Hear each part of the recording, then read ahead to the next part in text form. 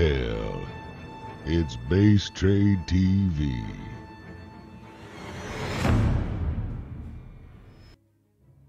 Oh, it's too early for this. Good morning, everybody. Welcome to the Olimoleague. Oh, my camera, please. Okay. What's up, everybody? I didn't have time to get my hair done, find a hat. I'm wearing a hoodie. I don't give a fuck. Yo, waking up has been a task, to say the least. But I told you guys I'd be here. So I'm gonna be here. Already start? It's been like a second. Hang on, guys. Okay, a lot. Today is just gonna be scuffed. We're gonna get through it. We got the monthly finals for the Olimoleague happening, but more importantly, we have a giveaway. We got a couple of different giveaways, but one of the easier ones to do is just type ! giveaway in the chat. It'll link you to a Gleam page, and that will lead towards some cool stuff we'll talk about in a bit. But for now, I need to try and get us into a game, and crap is not around. A little awkward. I put a poll up on Twitter asking which of these round of 8 matches you guys wanted to see. First was first was Trap versus Alive. Next was Cure versus Ragnarok. And I want to do Alive versus Trap, but I don't see Trap online. So, going to try and just join in on Cure's game if I can. Alright, Cure and Ragnarok.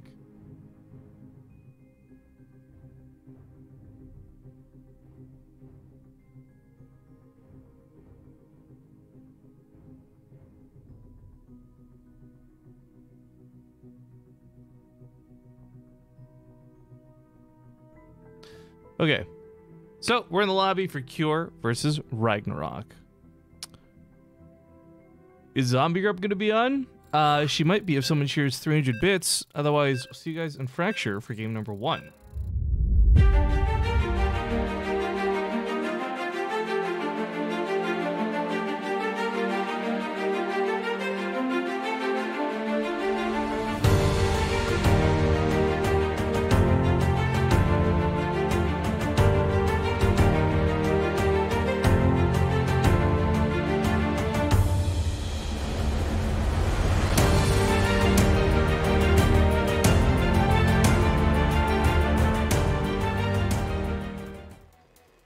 I gotta fix a couple things on the overlay. Also, whoa, why is StarCraft not showing?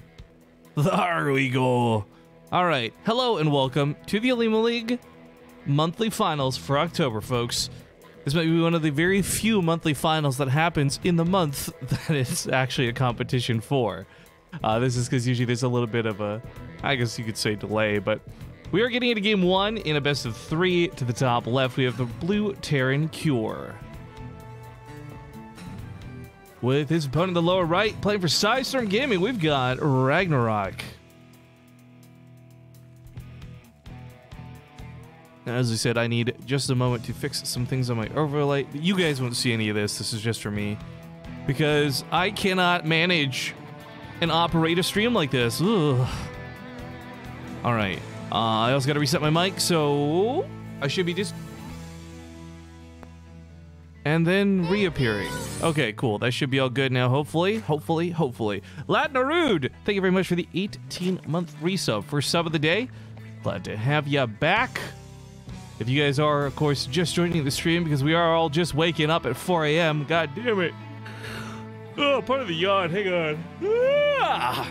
Make sure you guys type !giveaway in the chat. Blizzard has provided me with some codes worth $20 on their store, so if you're hoping to pick up some of the BlizzCon merchandise or pins or whatever tickles your fancy, you can get $20 on their store through credit. It's pretty awesome.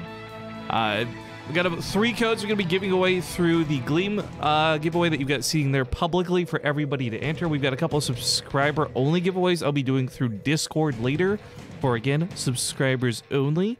And then over the course of the weekend, I'll be tweeting out a couple of codes here and there. So make sure you are following me on all those social medias if you want a chance to win. It's $20, and I mean $20 is $20. So good luck and have fun. But this is kind of an interesting one. I haven't seen a lot of Ragnarok, actually. I knew that he came back, and he had not quite been the comeback story that a lot of people were expecting. He joined Sidestorm Gaming, which is a little unusual. And I say comeback, by the way, I don't mean like, oh, he was like Tasia and retired for years, but he's just been out of the spotlight for a while. Cure, on the other hand, has been in the spotlight. He's been in my heart and all over the place here on BaseTradeTV. And one thing we've gotten to see pretty, I'd say consistently out of Cure, is that he's got a pretty solid TVZ. Taking macro games and going the distance versus Solar, who's a very talented Zerg player. Not saying better or worse than Ragnarok, but just saying individually a very good Zerg player that Cure was able to take on yesterday. Makes me confident he should be able to take on Ragnarok here today. Either way, this is the round of 8 match, and this is usually only one of these guys, but we got 2 semifinals and a grand finals that'll all be playing out today to determine your October champion. Condog902, also thank you for the 2-month resub. Yes! Glad to have you back. Now, confidently droning while this goes on, Ragnarok also goes for a 3rd at a sort of unusual location. Not to say that this is bad or worse, but it is different, as most players will typically take their 3rds at this little pocket base. Expanding northwards is not a problem. You kind of got these extra ramps you got to worry about, though, which is what concerns me. But if Ragnarok is taking map control and multiple engagements and all that good stuff that you should be doing as a Zerg player, then those ramps will be an advantage, not a disadvantage. Still, though, just a little strange to see it out here. So it's a bit off from what we normally see. It's a, what, 4-minute layer getting started up here? Well, a little bit of 355 if we're going to be specific, but either way, a pretty nicely speedy layer. This is only done with 1 gas, just to note, so it's not going to be rushing out a lot of tech. We did see Solar do a cool build yesterday where instead of opting for a faster layer, he was doing double Evo chambers, and I really was turned on by that move. The upgrade lead have over Terran turned out to be very valuable as the game went on, but this is a very different approach to it. Spore Crawler starts up for safety, but I'm really curious what his plan is with his layer. Bailing Nest starts up, okay, so we're starting to get a picture for what Ragnarok wants to do. But I'm like, this is not going to be for like a Nidus Orb. It's not rushed out the way you'd expect it to be, but and he's still making drones, so I don't think there's any sign of an all-in coming yet. However, if these Hellions get some good kills, could turn into one. Up on the north side, a lot of Lings looking to catch in on this. Cash in on this. Excuse me. The Banshee has been revealed, so already had a Spore Crawler. Good to go. Viking's been put at bay. Maybe wants to grab an Overlord that's out of position. I don't think there will be, though. I mean, Ragnarok's gonna have a little bit less vision out on the map, and oh, this snowstorm kind of makes it hard to see these Hellions coming, I guess. A couple drones go down right off the bat. Not too bad as he gets out of there unscathed on the Hellions. The south, we got the Banshee. Does have Cloak, but I think with the Spore Crawler up, Ragnarok should be just fine. People ask about delay. I don't think we're using one today. We shouldn't be. At the same time, though, I don't know. I had a hard time waking up today, guys. I'm gonna be real honest with you. And I love StarCraft too, hashtag passion and all that, but Sleepy Rifkin is bad at operating the stream Rifkin. If there is a delay, oopsies, we'll just roll with it. If there's not, awesome, cool, great. Overseer's gonna get picked off here by the Viking. That's really nice. Ragnarok did get a decent scat out of this, though, to quickly highlight the vision. He hopped him to the main. And while I didn't get to the back to see whether there was like a bunch of armories or engineering bays down, he did get to see at least that, you know, somewhat the tech looks like. 3rd CC in the wall, not going to be moving over too. It is bio, though, for Cure, in case we got any radio listeners that are just kind of listening in the background while they work. So nothing too weird to see here for Cure. The Banshees start going to work in the main, and that worker kill count goes from 4 to 11, so these Banshees picking off good chunk of workers and getting out alive. I'd say things are getting a little bit rough here for Ragnarok. I mean, all things considered, Cure's been doing some very basic bitch stuff in terms of what Terran plays, and frankly, actually I just realized 1 Reaper's died. That's it. 11 drones, 2 Zerglings, an Overlord, and Overseer. I mean, It's not devastating. It's not like game over, but it is kind of one of these very one-sided openings that I've not seen so heavily favoring one player in this matchup, I guess. There's a lot of queens out, too. Actually, how many queens are we on for base here? Oops, sorry. Didn't mean to mute the music. 6 queens in total. So a couple for spreading creep, I guess, up to the north. Rest for injects. I had not noticed the mechanical sound that a baneling makes when it hatches. I know that they are mechanical units with the skin. I didn't realize they actually edited a sound to the egg dissolving. Oh, that's cool. That's pretty neat. 10 hydras in production. They're not going to have a lot of upgrades with them. It's been melee and carapace for the Zerg so far. So for Ragnarok, slings will be the powerhouse here. Same with the banelings. The hydras are just kind of like some extra artillery. Mr. D-Ray says, one more day. Yeah! Dude, TwitchCon. It's going to be pretty fun. I'll get some comments to make on that in a moment. For now, we watch the Marines go ham. Ooh, picks up in the medevacs. Sure doesn't lose too much there. It's always a little bit scary with the banelings right around the corner and him being on creep, but scans the creep to the south, continues pushing in. I like that Cure doesn't give too much breathing room here for Ragnarok. I think keeping the pressure up on a Zerg player is absolutely key. He almost finds the Hydras unprotected. If he had gotten in on those Hydras, 1-1 for the Marines could have taken them apart, but now that the Zerglings and banelings are here, he's forced to pick up and leave. Interesting composition, though. We got a couple Hellbats. I guess that's just the Hellions from earlier. They didn't die, so having them in Hellbat form later on is just a little bit of extra soaking power and splash damage, which is always nice for the Lings. You know, Fracture is a very small map. You've heard us talk about this 12.5 times on these casts, and what's kind of noteworthy is you don't need a lot of creep to be halfway across the map because the map is much shorter, but Cure's actually done a great job at, and I'm going to pun this, forgive me, curating the map. There's not a lot of creep spread out, to be honest, and it's not for lack of trying. Like, Cure's actually doing a great job of beating the creep back. A little bit hard to target the banelings there, I suppose.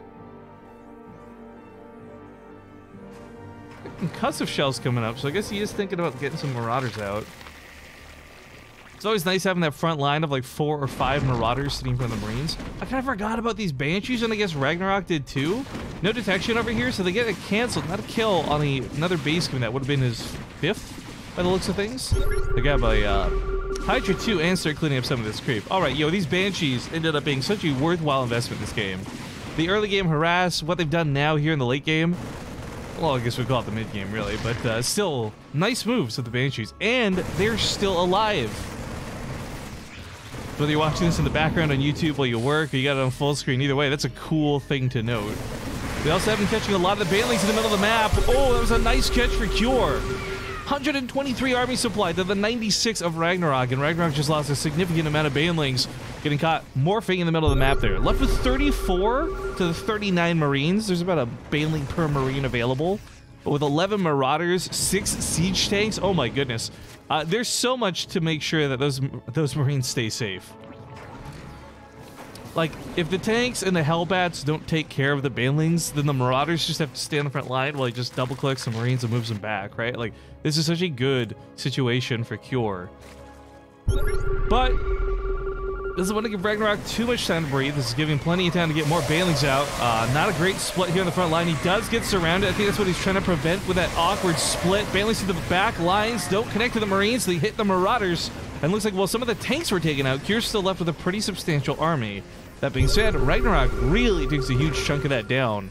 But upgrades, upgrades, and upgrades, folks. We have 3-3 about halfway done now for the tear. Oh, no. Ragnarok, what are you doing?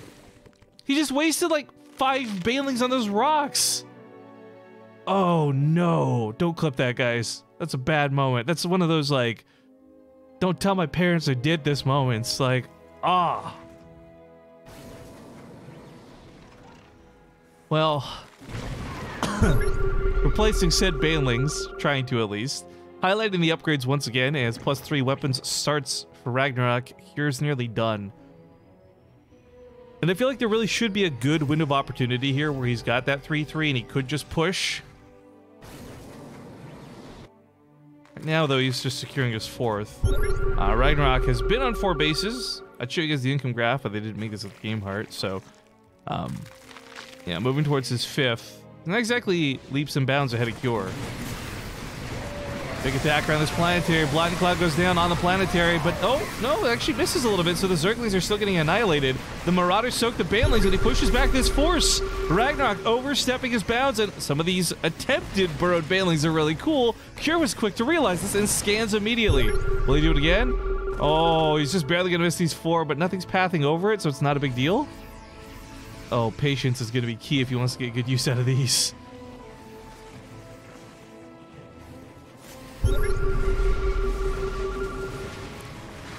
All right, 3-3 is done for the Terran now.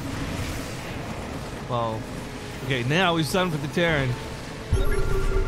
Ragnarok's going to be on 2-2 for a little bit of time, and I mean, the worst part is his Carapace didn't keep up with the weapon upgrades, so it's just going to be Zerglings getting the benefit from +3 melee. There's no Ultras, there's no Broodlords. Hydras are going to be hitting like wet noodles against these heavily armored Marines and Marauders.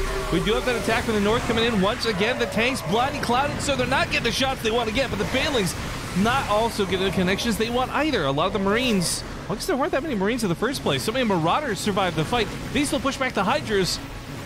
And it's 3-3 Marauders versus basically 0-3 Hydras. Well, 0-2, excuse me. 0-2 Hydras. What is this clip you guys have linked in chat? Was it too big? Is that about the penis from yesterday? I bet you it is. Bacon here is the one who clipped it. What? How can you even find? Man, I have not been paying attention to Twitch chat this whole game. What do you mean? Why are you guys talking smack on WoW? Granted, World of Warcraft is like probably the worst expansion it's had to date, but I still like it. Whatever. Haters gonna hate. Blind Cloud's gonna blind, and tanks get taken out. Now, getting a little bit off of creeps, dangerous for Ragnarok. This is funny enough, like almost the only part of the map that doesn't have a ton of creep spread on it. So the pressure's been on hard here to the south, but Cure's not been able to stop the creep from the north side. So if he wants to continue expanding, he's going to have to expand to the south, and it looks like that's what he wants to do anyways, as he's got another CC coming down at his 4th. Strog Baron wants to know where the timers are. Yeah, so guys, there's a mod called Game Heart, WCS Game Heart to be specific, that enables you to see those timers. The players hosted this lobby, not me, so they didn't make it with a mod. Thus, we don't get the timers. That's kind of cool, by the way. I don't know if you guys heard that little clinkety clank there, but when the Banelings burrow, they have a very specific sound for the animation. That's kind of cool.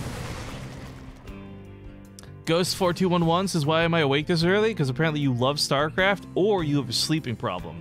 I'm kind of in category A and B for that one. You could mod StarCraft? I don't know if this is a troll question or not, Perkle, but if you guys don't know, like, StarCraft 2 actually has a really powerful engine. You can mod a lot of things to it. We've had a lot of fun experimenting over the years for stuff like that. And I think one of the biggest highlights is, if you don't know, Heroes of the Storm, well, very independent now, started off as basically a really fancy StarCraft mod. They ran on the StarCraft engine and everything. Now, getting back to the topic of the game, though, there is a burrowed Zergling that is preventing this 5th from going down. I don't think Cure's realized it, though. He's been very focused with the attacks to the north and that run by to the south. So this CC is not going down. He really needs to get this going. Another base, crucial to him here in the late game.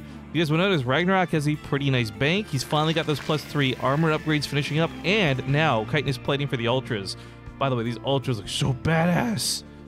Now, because Cure has been primarily focusing on Marauders more than Marines, this is not a late game composition that needs a lot of ghosts. 24 Marauders is actually kind of ridiculous and more than enough to take on the Ultralisks. The only thing that the Marauders will not do well against are the Zerglings, but there's actually not a majority Zergling composition in this army. It's 20 Zerglings, 41 Banelings, which are bad against Marauders, 18 Hydras unupgraded, which are bad against Marauders. So it's really the 4 Ultras. When you think about it, this is not a composition that Ragnarok wants to have to fight against, but he goes in for it. Oh my god, there's gonna be a slaughter. Look, the Ultras are just melting. They're just dead. The God Kite is plating, guys, but it's just Marauders wailing away at them. The tanks help a little bit too, but I don't think they're really the all-stars of that match. He chases down the Hydras, of course, looking for a base snipe, realizing, oh man, if the army's not going to come to me, I'll just go for the base. So he repositions some of the tanks, starts leapfrogging forward a bit. Well, it's tough with all those Banelings. Very scary with all those Banelings. The Marines just have to keep falling back. But as long as he stays behind the armored units, the Marines are going to be a lot better in a lot of these situations. because the remainder of Ragnarok's army are, again, well, I guess it's not unupgraded anymore. He did sneak in a +1 range at some point. I didn't see that. But even then, it's +1 range against 3/3 bio. The Hydras are not the scary part of this army.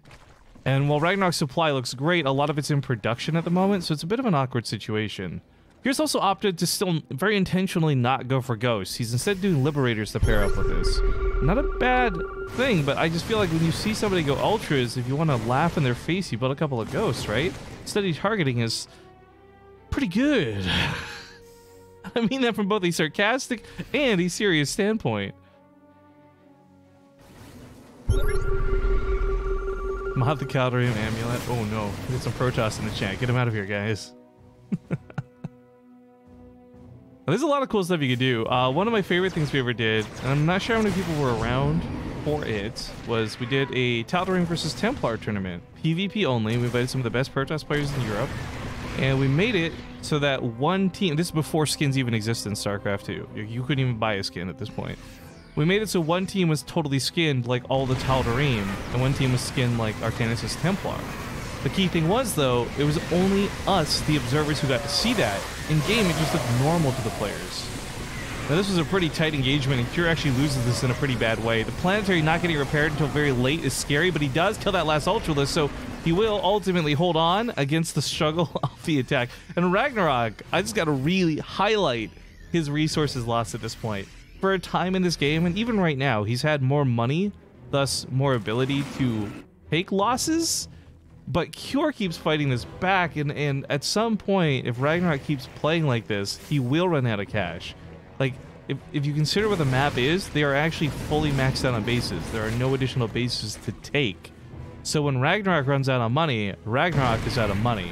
Period. I've never seen Fracture go the distance like this, actually. Maybe once, but this is a map that pretty much usually ends around 4 bases. Not both players being on 6, which is the situation, by the way. Medevac's boosting away. Don't use that Planetary Fortress for a defensive line. Not a bad idea. He's got to pull those SCVs to repair, though, because there's no building armor. But the SCVs get scared off by the Baneling, so they're way too late for the repair. Tries to pick a couple up in that Medevac. Only grabs 1, though, and a misrallied tank would just be suicide here. It's a tough game for Cure. We're going to be honest. He had a lot of control over the course of this game. I wish I could bring up the army graph to highlight that, because I think most of these engagements have gone his way. He's just never had the money to really afford a big push to counter. A couple of interesting things, though, happening in the production tab right now. One is high-sec auto tracking. This is going to increase the range of auto turrets, missile turrets, and of course the Planetary Fortress's gun, so you can shoot a little bit further away. It's not a big deal, but something that might help here when it comes to missile turrets, as we have a Broodlord. Well, I was gonna say a Broodlord nest. That's wrong. It's a Greater Spire, which is technically, I guess, a Broodlord nest, but Greater Spire is starting up for Ragnarok. So one thing that Cure has not done, as they pointed out earlier, has gone for Ghosts. Meaning there's a big opening to not just make Ultralisks, but also Broodlords, more importantly. He's kind of around here to the south.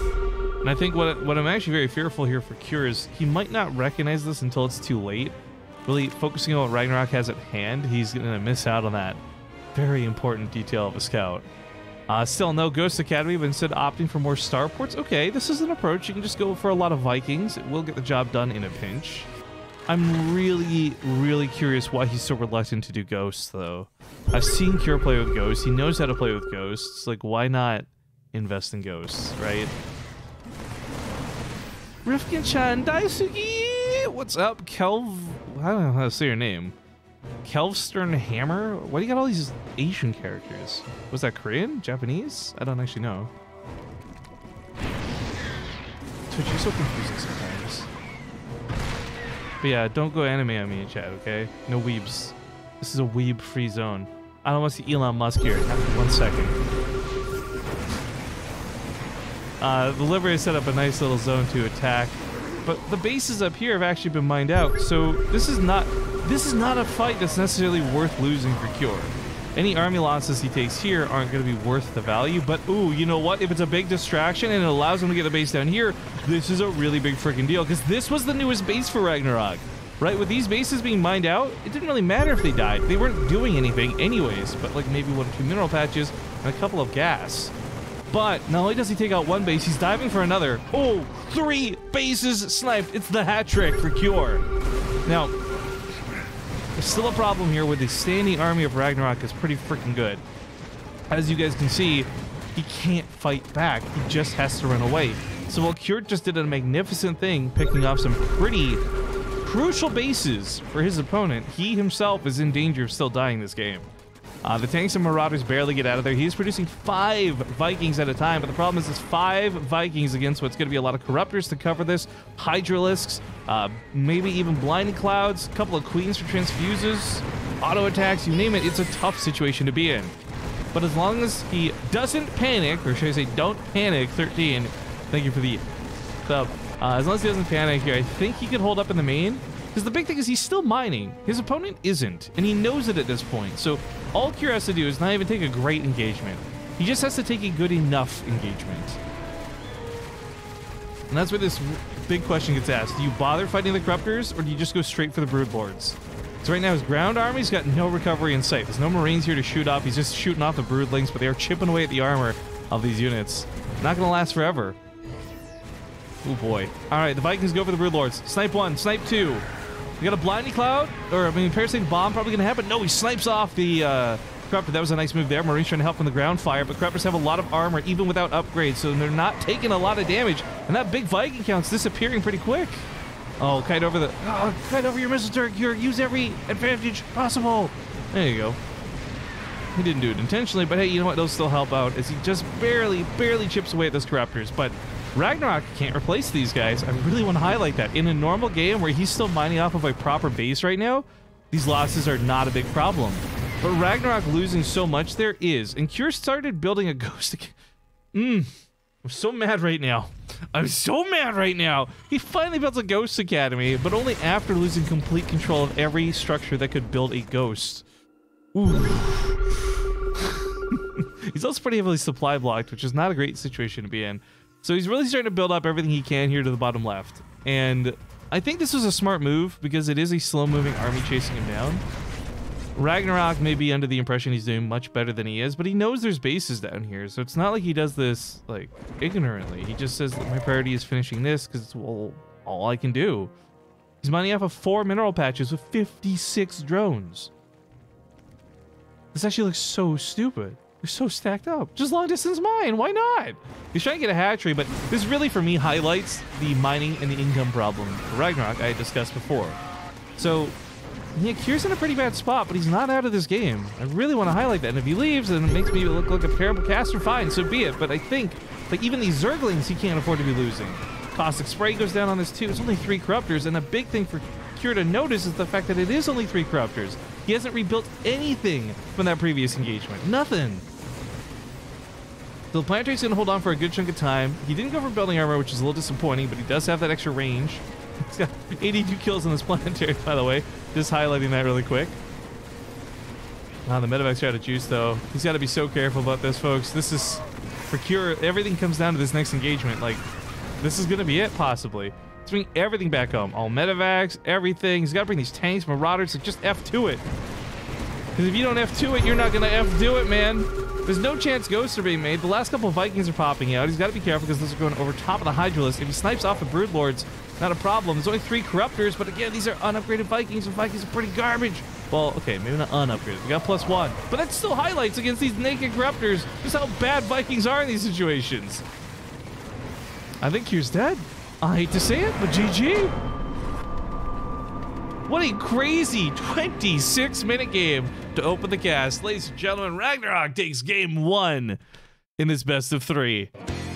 Sometimes you wanna go where everybody knows your name. Bit Ghost, thank you for the 12 months. Welcome back, man. And thank you for supporting the channel for another month round. All right, guys, we got a lot more people joining in on the stream, so while we get this next game up, I want to quickly ask you to, if you haven't yet, type !giveaway in the Twitch chat. I've been given some codes from Blizzard. They are worth $20 redeemable on the Blizzard store. So with all this cool BlizzCon swag going up in the store, you want to make sure... Not a phase. I was born around attack. You want to make sure to get your hands on some of it. You can get $20 towards that. Here.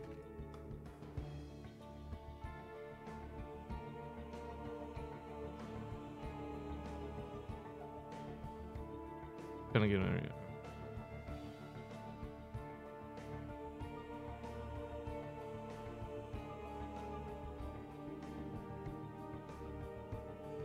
There, a sec, guys. Make it up.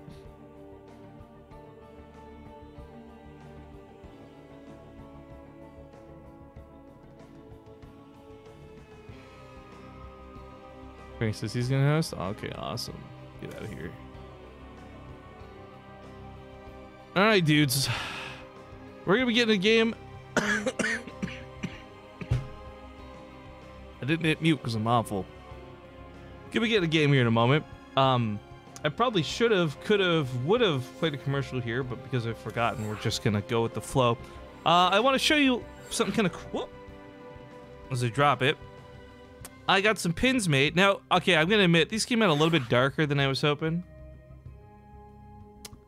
Picked from the lobby. Ooh. Oh, that's the wrong play. Anyways, these came out a little bit darker than I was hoping, but I still think they look pretty rad. We got the BaseTradeTV marble pin now. I got a bunch of these made up just in time. It's got a nice glossy finish to it. I'm trying to... The camera doesn't want to focus on it very well, but you get the idea of what it looks like. Anyways, they're just pins.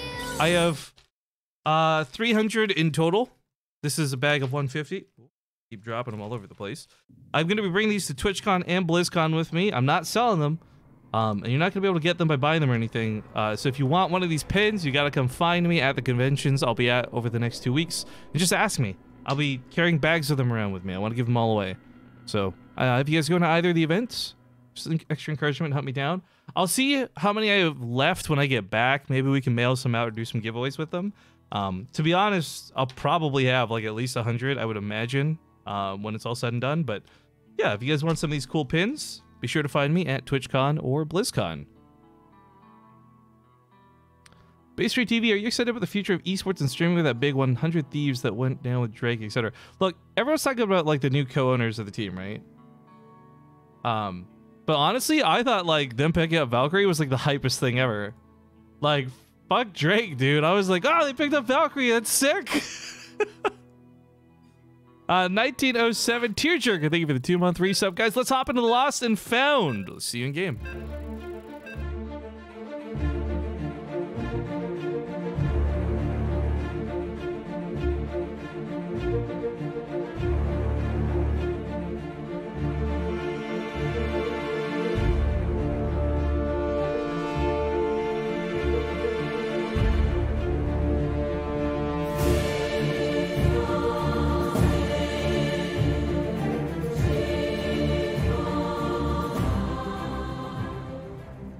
Alrighty then, getting into game number 2. This guy managed to steal victory. I'm not even gonna say steal. That was a clutch game. In the bottom left, we have the Blue Zerg from Storm Gaming. He's up 1-0. It's Ragnarok. Holy shit. Holy shit on a dick. Lee Omen. Well, hang on, let me get it. At the top right, it's the red. Terran Cure. Lee Omen, that's some walking around money. That's some fucking, I'm gonna go spend this on frivolous, dumb things at BlizzCon money. $100. This is because Twitch wants to rip off Aussies. Here's a donation. Yeah, dude. Fuck Twitch. Thank you, Lee Omen.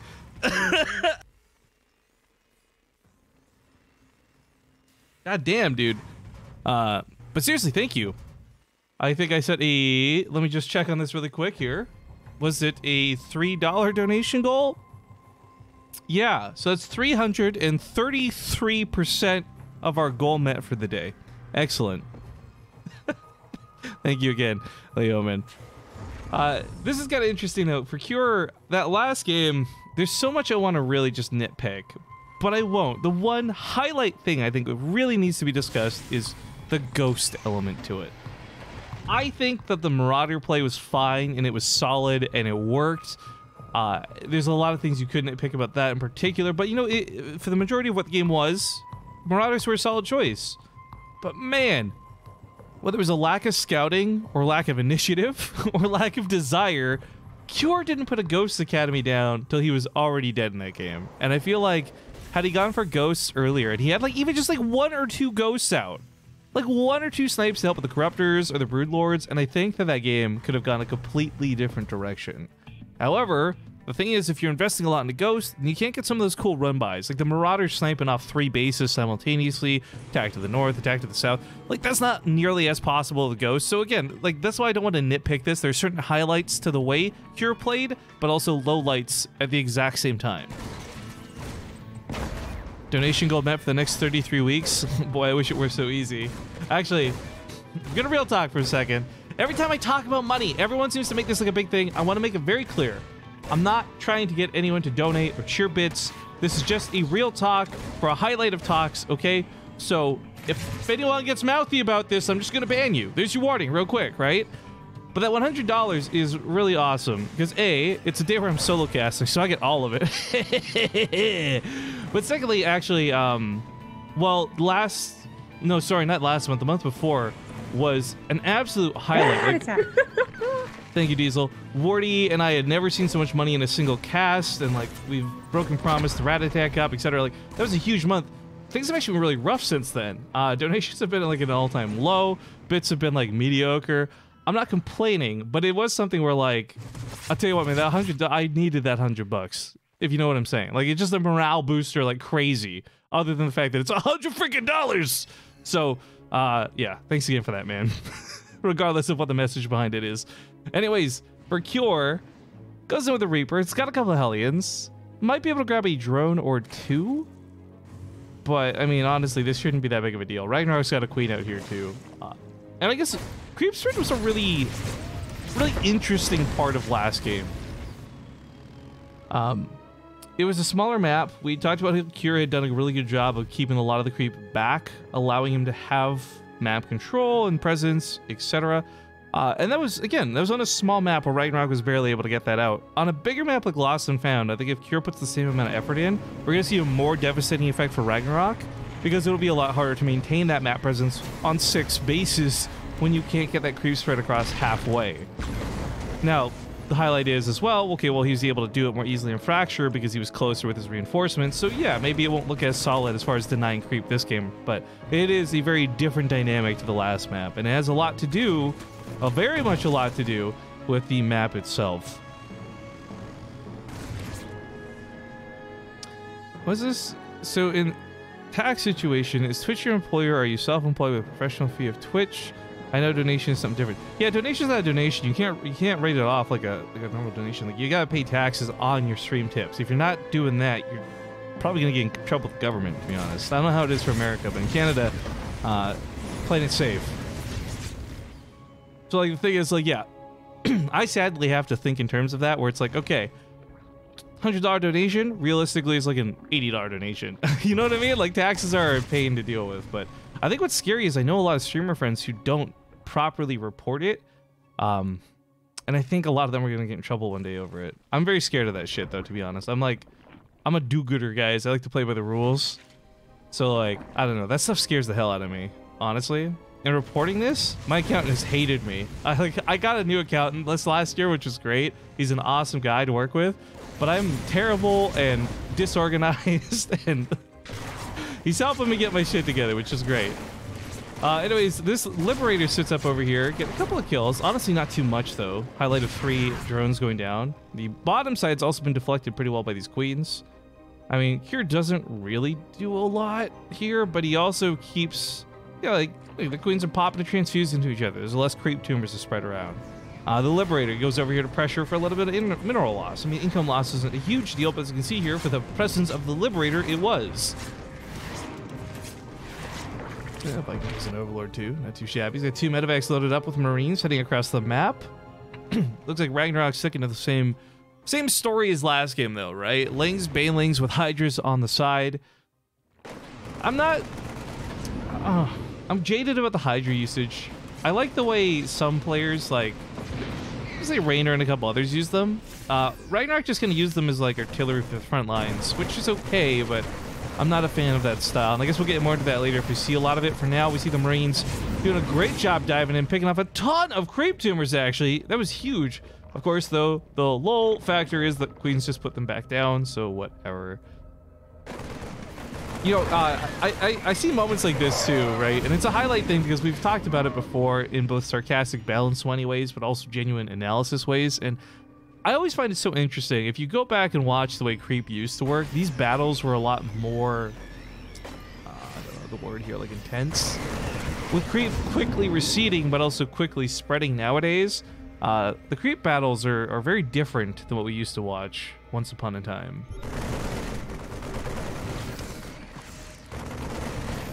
You're not a loose cannon. Don't turn in your badge and gun. All right, I won't. That was interesting, by the way. If you guys didn't quite catch what just happened there. Oh, Cure was doing some target firing with that Widowmine, trying to find a proper and pristine hit. Not really a detail a lot of players get they can't really afford the micro to waste on something like that, but that's a nice little move. I like that. Set up BaseTradeTV as a non-profit charity. Well, I mean, part of that's already the case. SDF? Oh man, the SDF meme is dead, guys. The bot stopped spewing that shit out. I don't know what. Okay, to this day, right? I'm not trolling. I'm not fucking around with you guys. This isn't some like cult secret. I legitimately, to this day, have no idea why the bot started spewing out SDF, nor do I know why it stopped. It's like it was an omen, guys. A Lee omen. No, but I have no clue what caused it to do that. I always thought it was just so funny that everyone churned that into a thing, though. Like, I remember the first day I noticed it, people were just typing SDF in response to a bot spewing out the 3 letters SDF. Like, and it just kept growing with every stream. Norpheus says creepy? No, dude, it was a religious awakening. I say that jokingly, but it kind of was. Nice snipes on the creep tumors, grabbing the live ones as he backs up here to the north. Middle of the map, he's got a hit squad ready to grab some of these tumors. Ooh, gets in there quick enough they might not have needed a scan. Still has to end up using scan at the end of the day.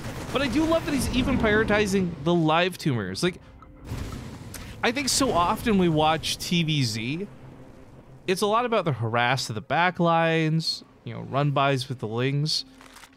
For Cure, in both games, the emphasis of the gameplay has been on run-by, or creep tumors, and oh, hang on. Oh. He doesn't want to give that away. Not for 6 Marines. He wants the big chunk of them. He wants... It's not gonna happen. Okay, we'll keep an eye on those banelings. We'll see if they come into play. What was I say? All right, so a lot of the gameplay's been on the war on creep, the war on drugs. Banelings get here, but don't quite get the hits they want. This ends up being a pretty not worthwhile engagement, but it does pretty severely supply block Cure, so that's gonna sting for a bit. But Ragnarok setting up some of these Baneling landmines. We saw him trying to do this last game. They didn't get a lot of great effect. This game, hopefully a little bit better. Upgrades are also pretty much on par, but unlike last game, Ragnarok's actually gonna be the one to 3-3 before the Terran. So that's gonna be a little bit rough. Now this drop gets a pretty good value out of it too. Grabbing that queen at the end was really nice.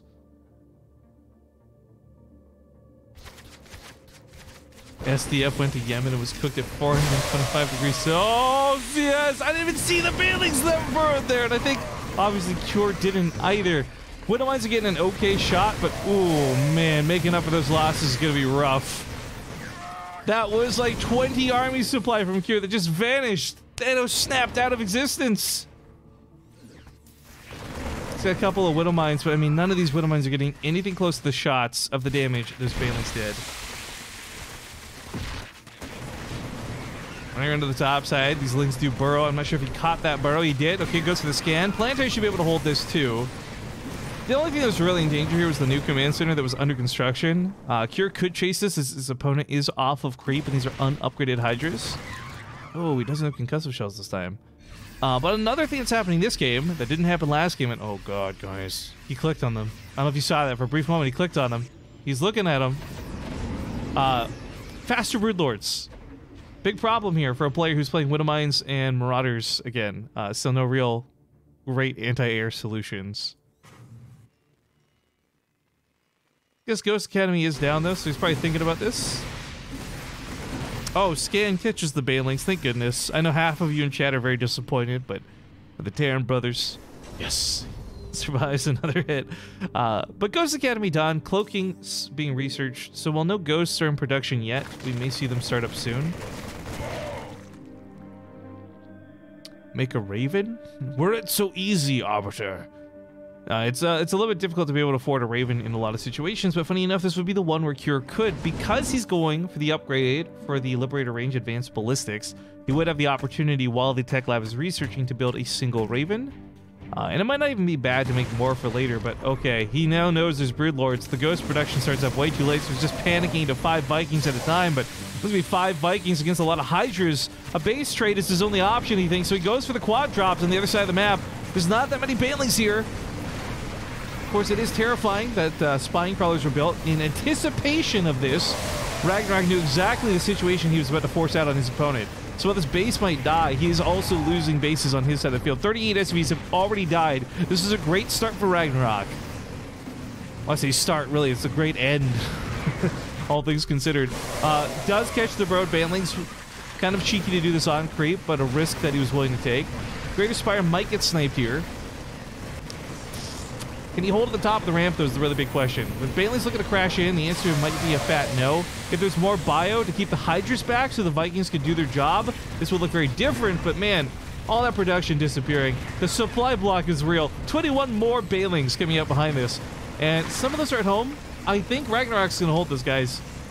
I hate to say it, because I love watching Kieran. Oh, that was a moist hit! 13 Banelings go down! It still isn't going to be good enough. As he falls back, he dies to Broodlords 2 games running, and this, for me, is just crazy. Kure is such a good Terran player, it's just weird watching him make some of the decisions he made today.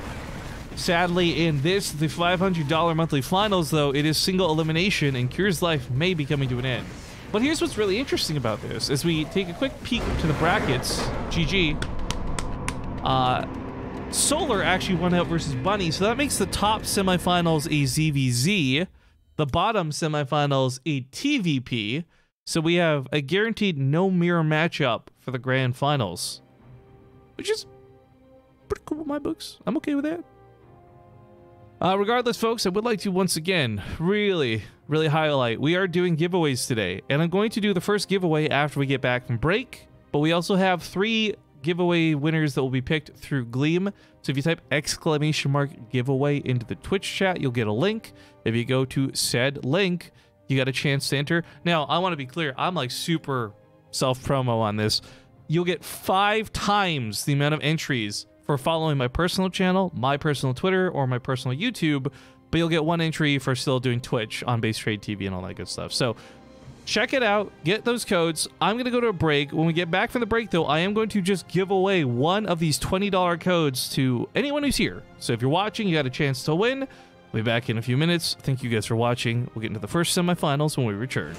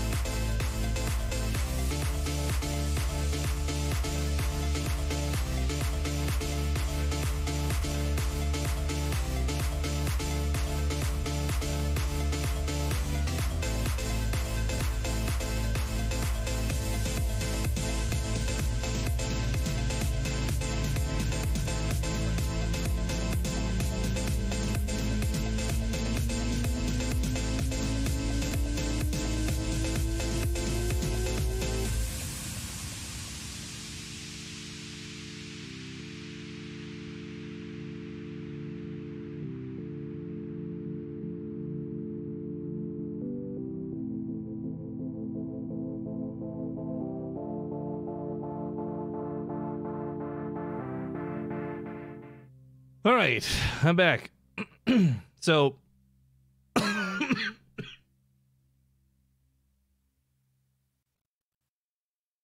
still not done being sick.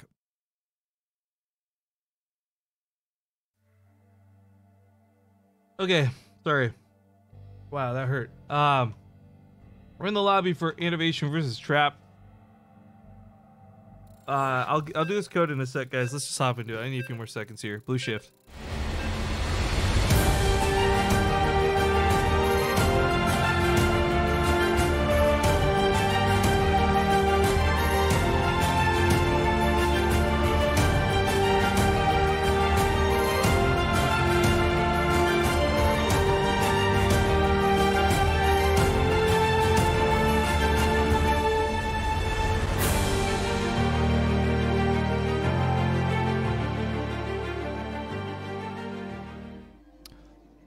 All right, folks.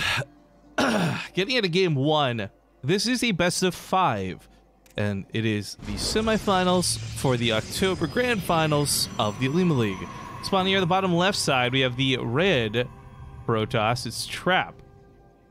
Spawning to the opposite top right of the map, not entirely staying at home, we have the blue Terran Innovation, who has sent out an SCV to proxy. Now, I said I'd give away one of these codes, so I'm gonna read this out. So let me give you guys a chance here to open this up, right?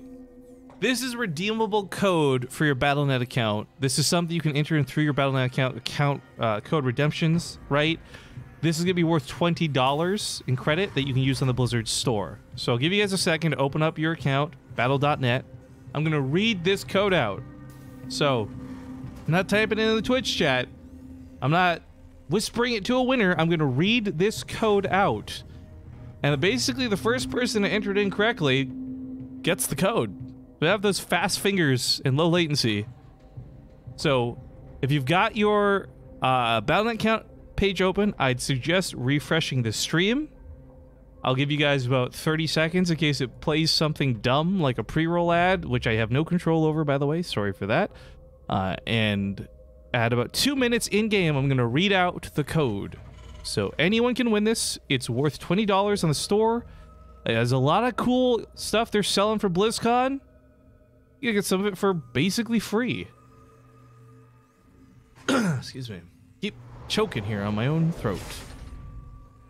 Anyways, this is separate from that giveaway link. You guys can still win. You can have double winners. I don't care if someone wins 5 times in a row today. There are people who will win 3 codes through the Gleam link in Twitch chat. But then there'll also be somebody who wins right now. So as I said, I'm going to read out this code. All right, so I hope you get your fingers ready, guys. SC637246406424442 6006989002. Congratulations on whoever ends up being the first one to enter that in. And good luck. Let me know if you claimed it in Twitch chat, I guess. I know, these are really long codes. They're meant for copy-pasting. They're not meant for reading out 1 digit at a time on stream. General Warhound says he claimed it. Congratulations, dude. Enjoy your $20 courtesy of Blizzard and BaseTradeTV. And I hope that you get something cool off the store. Guys, I have a lot of these I'm going to be giving away today. So for those who didn't get this first one, don't feel too discouraged. We'll do some more before it's all said and done. Yeah, I got an error. I don't even know where the page to type these in. Guys, okay, so when you log into your Battle.net, you could actually, I remember it because I couldn't figure this out the first time either. Just Google Battle.net code redemptions. It'll show you the part of your account page you need to go to redeem this stuff. It's the same thing when you win like a co-op commander code or like any generic code for any game Blizzard has. You enter it all on the same page. So you can just Google that and have it prepped and ready for the next time and the next one. Like I said, so these codes were given to us with the anticipation that, you know, there's still a week before BlizzCon, but not for me. I'm leaving for TwitchCon tomorrow, so I've got to give all these away today, fam. So don't you guys worry. Like I said, there's gonna be 3 through Gleam. That's completely separate and independent of the ones I'll be giving away on stream. I'll be doing a couple over Twitter. So, I mean, there's a couple of different ways you get a chance to win. It's 20 bucks. 20 bucks is 20 bucks. Nice seeing Blizzard for supply needs to give away. Hops up, looking for the main base. He's going to see some Phoenix, and I guess we haven't really highlighted much about this game, but, well, Innovation didn't really accomplish much to his proxy. It was just the Reaper for the sake of the Reaper. One of the key things was it didn't get a lot of scouting. Diving back in now, still didn't see the Stargate, but seeing 4 Phoenix lets you know exactly what's going on.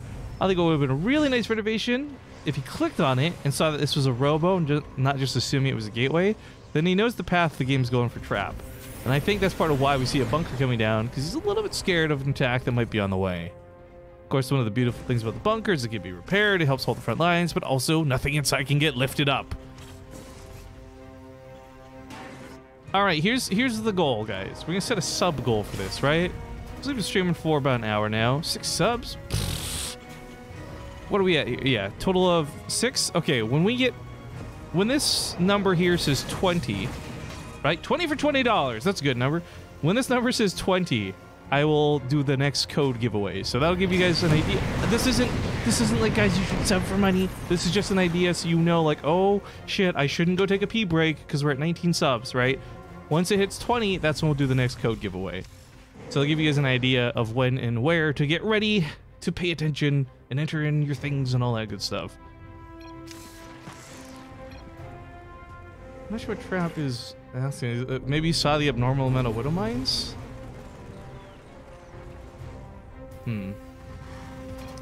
Innovation does have quite a few Widow Mines set up, though, to catch these, which I do actually really like, but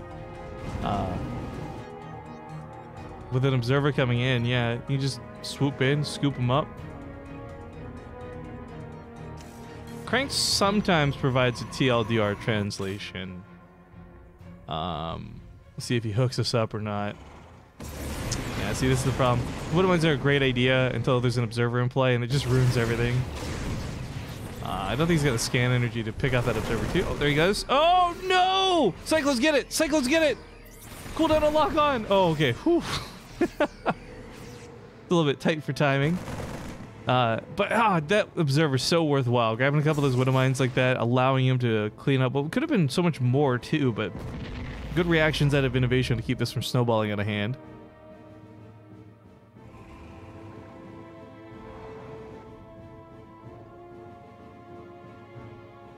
Man, everyone's talking a lot about World of Warcraft today. What have I missed? Why is this a big topic of conversation? Charge on the way too with Colossus, and I should highlight it's Colossus actually. I didn't even catch this in production tab. It's such an odd thing to see. But I guess if you're playing against a guy who's specifically going Widow Mines in bio, a Colossus is not a bad idea. The Widow Mines here are getting some shots off, and oh, Chaos strikes. There's pretty much just the Colossus remaining at this point, though, and the thing is with the Colossus is it needs support. Unfortunately, here it's not finding much. The Marauders dive in. He barely gets the Colossus with that last shot, but the bio's still pushing through. Tries to avoid some friendly fire. The medevac goes down to this, but he drags, he drops. It's like old school Maru deals with the Colossus. A Manor Mule out of Innovation. Oh, shit. GG. Innovation takes game number 1. I'm not sure what was said between those two guys early on, but I gotta ask. Let's see if Crank has some insight.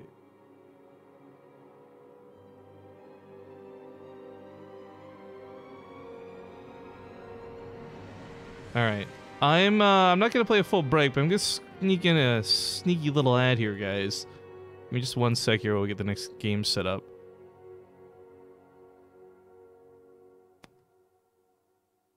All right, and then I'm probably gonna grab some water. My throat's dying.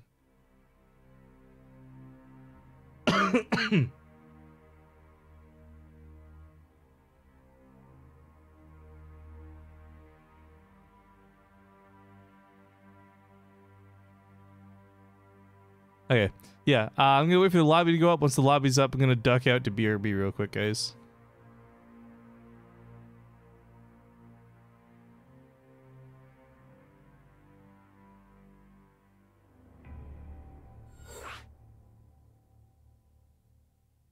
Okay, fracture.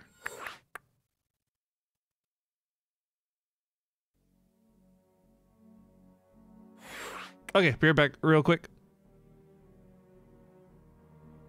Actually, here, because I don't know if we'll be back before the game starts. Yeah, BRB.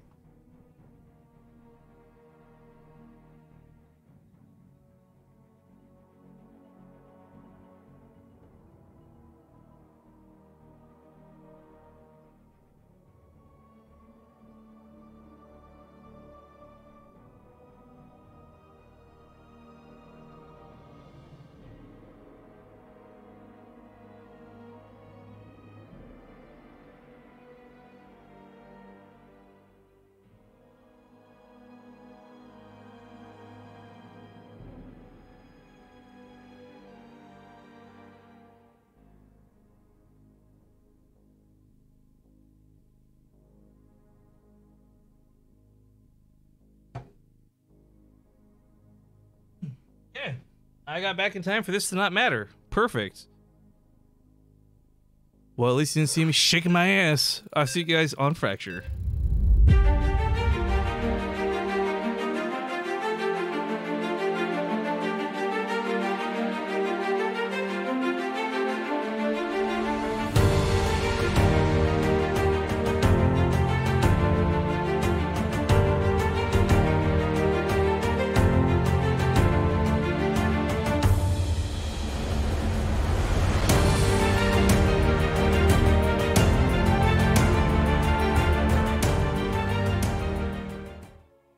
Well, somebody's got a bit of a potato computer. It's taking a bit to load in here.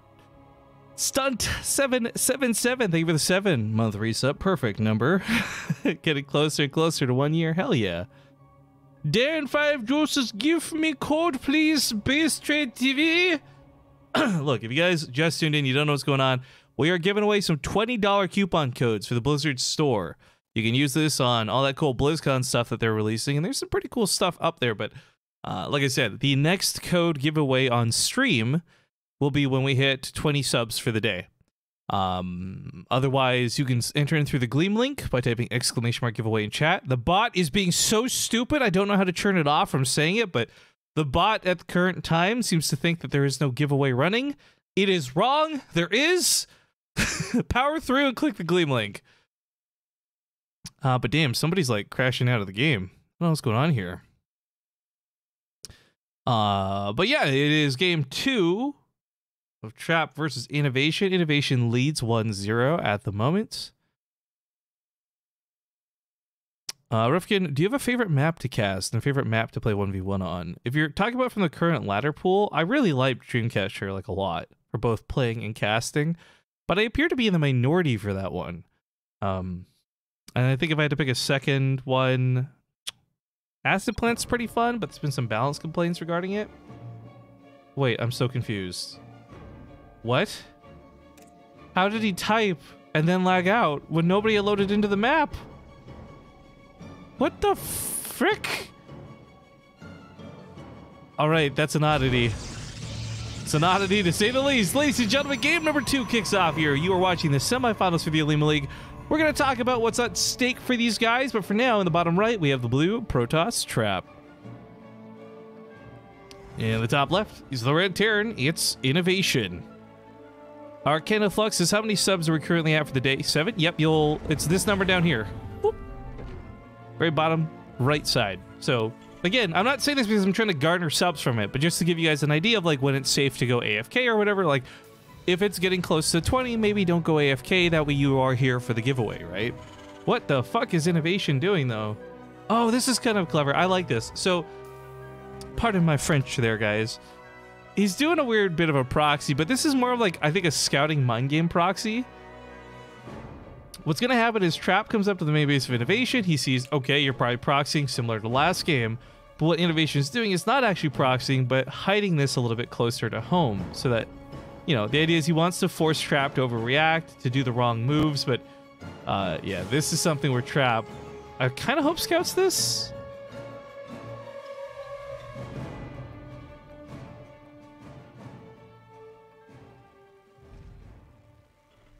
Oh, this is interesting. I have a gentleman Okay, Twitch chat, I need your help here. We're going to determine the fate of another human being, okay?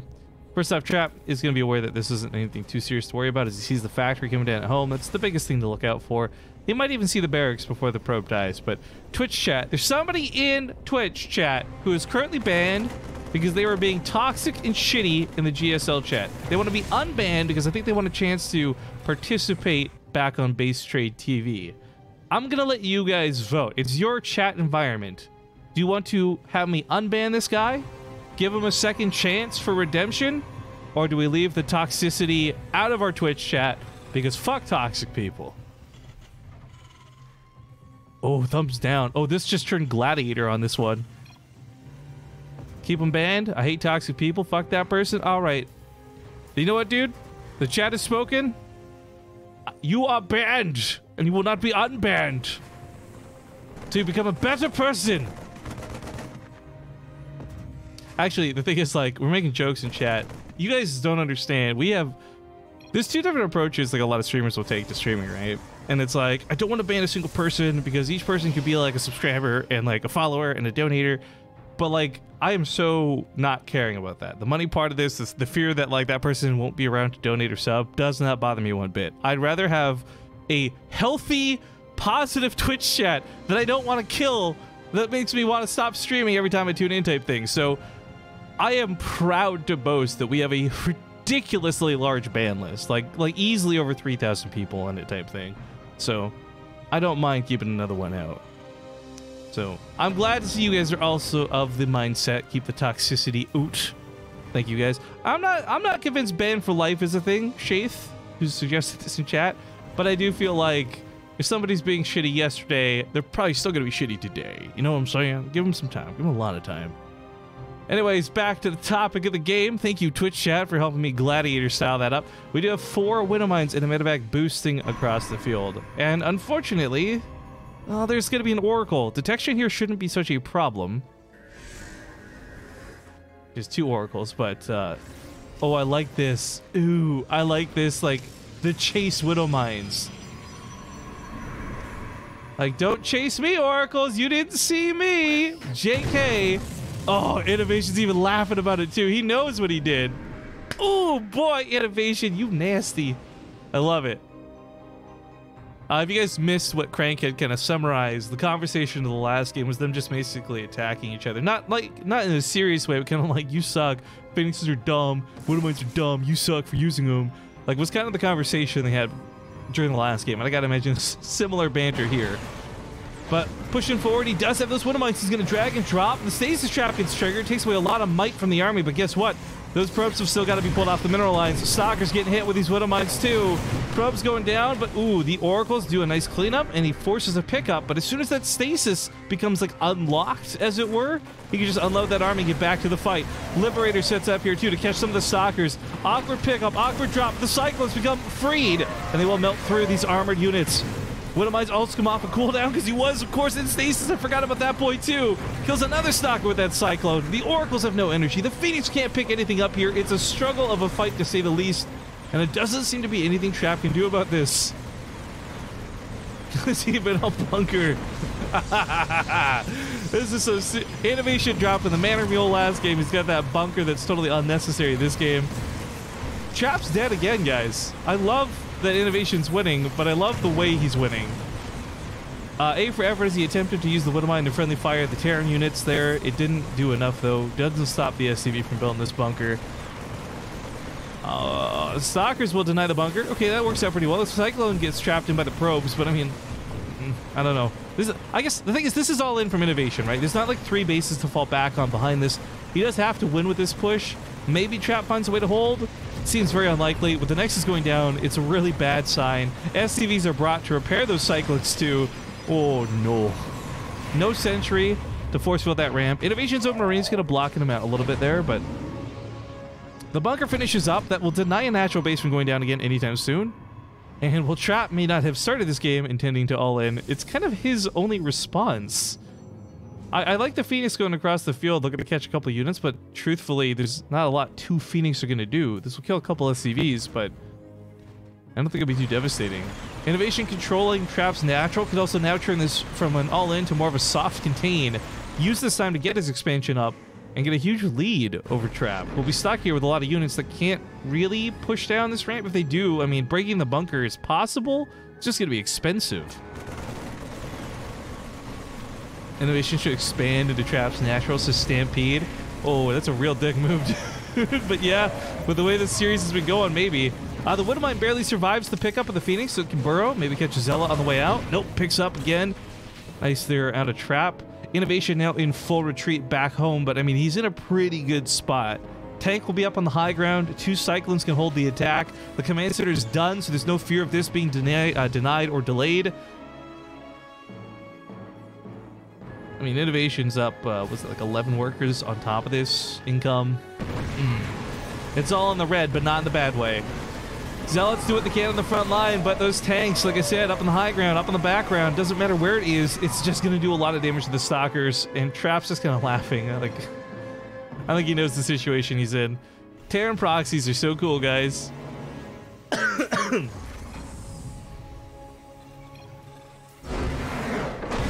Well, that's going to be the end of Game 2.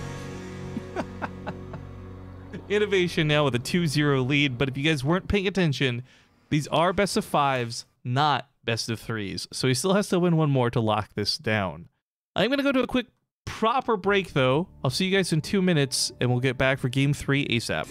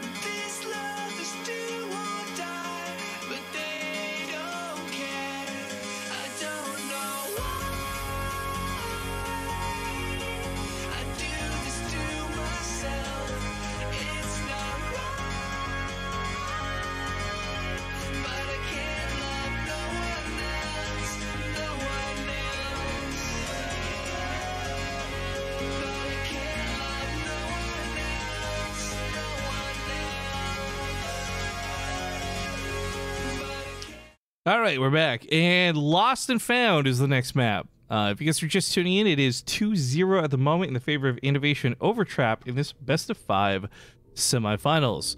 We have a rare Korean ZVZ coming up next too. Excuse me. With Solar and Ragnarok on the other side of the brackets, which is kind of cool to see. Talk more about that as we get into it. For now, Lost and Found.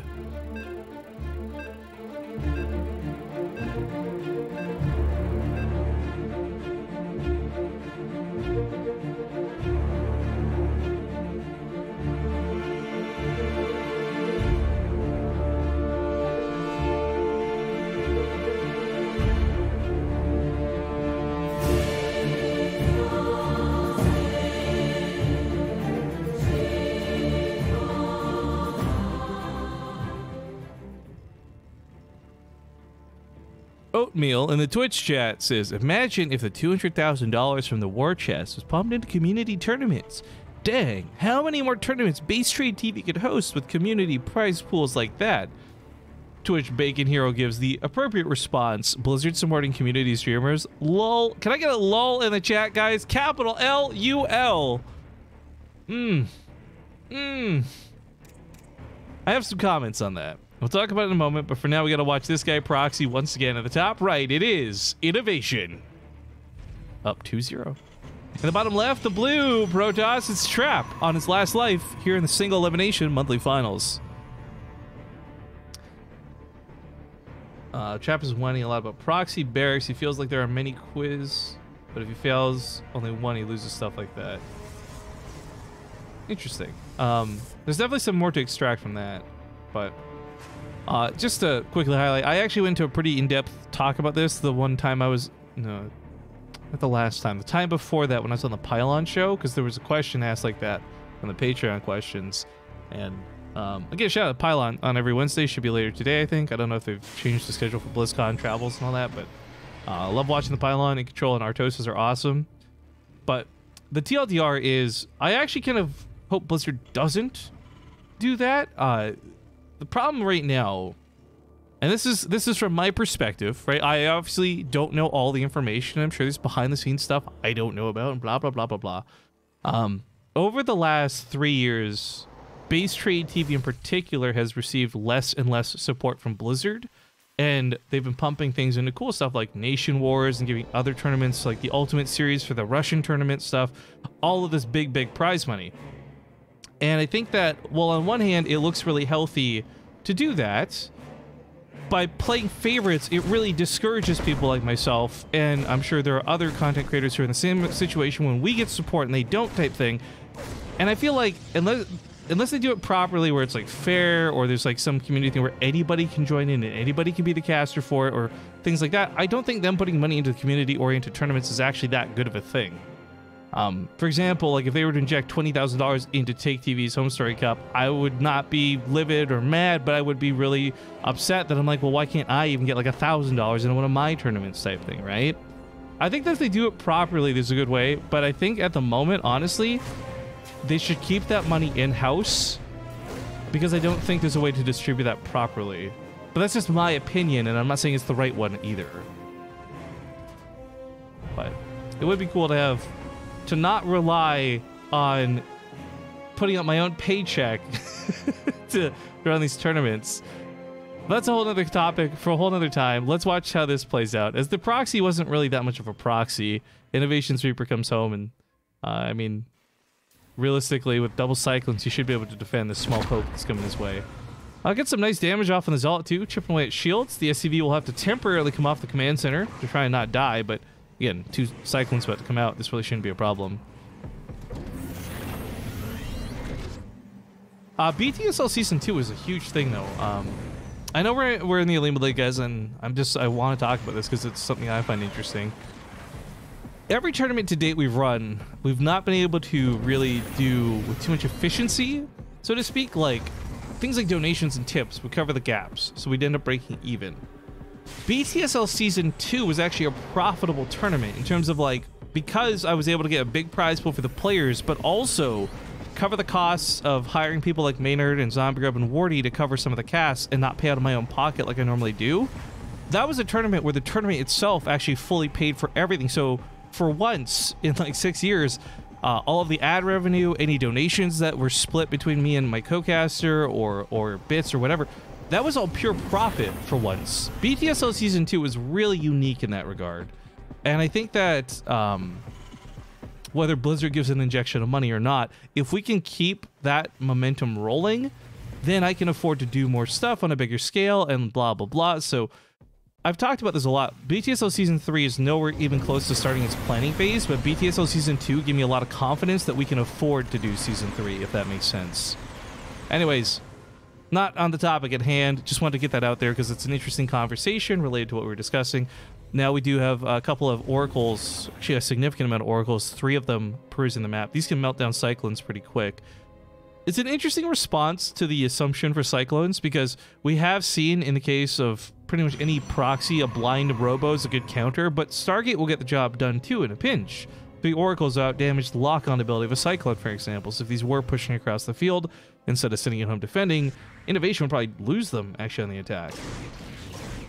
Also, he tried to hide the Liberator down here for a pretty long amount of time, but the jig is up, it gets revealed, so he's just gonna go in, try and do what he can. I think he knows that this is pretty much dead, and it's just an attempt to get something rather than nothing.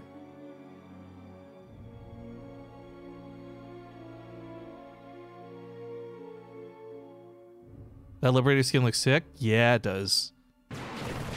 I gotta be honest, I was pretty vocal about this. I was not a fan of the emotion skins initially. Even watching their preview, I felt like they looked pretty lame. But after seeing a lot of them in-game with the cool glowy effects and in mass quantities rather than one unit at a time, I gotta admit, the emotion skins are actually pretty dope. I like them.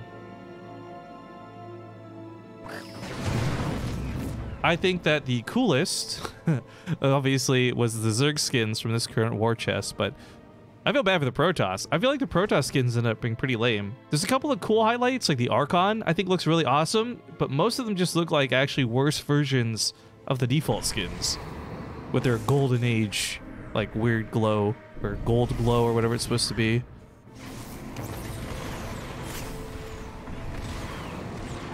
Princess Jetas is the best one, is the Mad Max one. Yeah, that's the Han and Horner combo. I like those ones a lot. Look real scrappy. But anyways, focusing on the attack that's about to come down. Innovation moving out with a pretty nice force to the north. He's got a drop to the south that... Ooh, wait. It flew past the Phoenix without drawing its attention. Now this is 3 Widow Mines and 2 Marines. This is actually a lot of cargo that can do a significant amount of damage to Mineral Line, especially if it's unseen like this. So he's going to boost in. And that cannon will prevent this from staying around forever, but oh no, Trap really doesn't see this coming till it's too late. Widow Mine's firing left and right. Baby, you're a firework. Now this didn't actually end up being that great. The 3rd Widow Mine ruined it by going off on a probe inside the assimilator, but still, just 2 Marines dropping in the back of the mineral lines, grabbing a couple extra probes. It draws the attention of Trap away, so he's not looking up here, for example, where, okay, a Stasis Trap gets picked off with a scan. Now the Marauders push in. It's against Stalkers. Stalkers are not that impressive against Marauders and a Cyclone. This is a tough fight to take, and meanwhile, these 2 Marines, they were doing a lot of extra damage, distracting the main base, more than the actual kills that they were getting. Now this is going to be a hold for Trap. Innovation doesn't run away with this, but the problem is he's still got a pretty big lead off of this. Not in terms of workers and economy shooting through the sky or anything, and shout out to Trap for maintaining that economic lead, but it is like a big army lead. He's got that +1 weapons, and I think that if he had continued pushing the issue, he probably could have gotten that 3rd base, but at cost of his army, so maybe to him it's not worth it pulling back. The way he does give Trap time to recover. So as we can see, he's moments away from getting charged from +1. He's got the Templar Archives coming up next, so Storms will be out at some point. So I like the innovation while he does kind of, I don't know, reconcile his troops, gathering them all together. He's not giving Trap the time, ideally, to get things like Storms out uncontested. Menins, thank you for the 25-month resub. By the way, if you guys don't know, once we hit 20 on this number down here in the bottom right, this is subs, new subs, resubs, anything. 20 subs this stream. We'll be doing another one of those giveaways here on the stream. But there is a giveaway you can get in by typing !giveaway in the chat.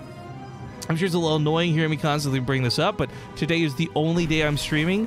Then I'm gone for the next like 10 days from TwitchCon to BlizzCon. So really just trying to get all of these done today if I can. Now, Innovation's army is still pretty damn impressive. It's going to have a hard time chewing through Zealots unless those Widow Mines get some good shots. My fear, though, is that... Okay, that Widow Mine picks off a Zealot.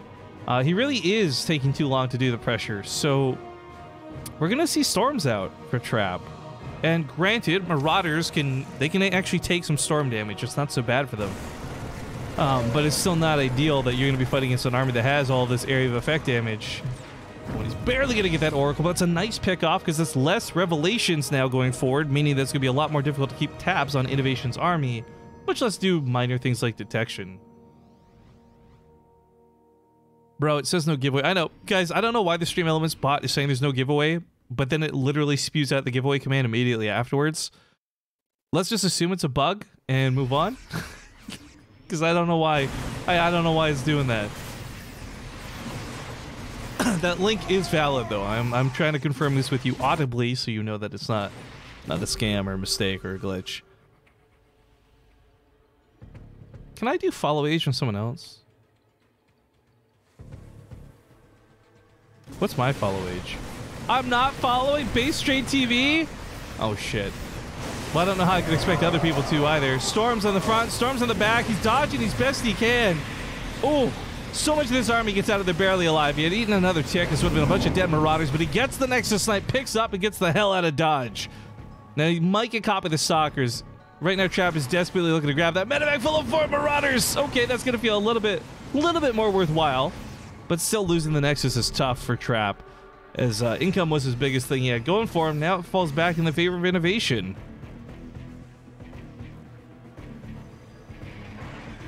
Liberator set up here. Commander's a little low, but nothing too dangerous. Marauders on the backside will accidentally get caught by that Archon. 2-2 being done, though, is a lot of weapon damage here. Even if it's not from big units, it's still Marauders hitting hard. Shark Bait Uhaha has been following BaseTradeTV for 4 years, 8 months, 27 days, 19 hours. God damn! BaseTradeTV turned 6 years old this year, so that's a long time, man. Can we get a high score? Who's the longest following person in chat right now? Maybe that's what we should do for a giveaway. You know what? That is what I'll do for a giveaway. Guys, it's a dumb thing to spam, but ! follow age in the chat. Find out how long you've been following the channel for. Whoever has been following the channel the longest... Oh, that's gonna actually congest the bot like fuck. I'll give a code too. Liberator's setting up for a hard defense, though, and that force will keep making the defense hard.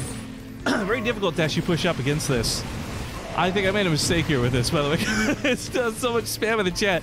Rugla DeBoer, thank you for the 3 months. Is this a record? No, sadly not. Fluid Fennec, though, hits the 39 months. That's pretty dope, too, man.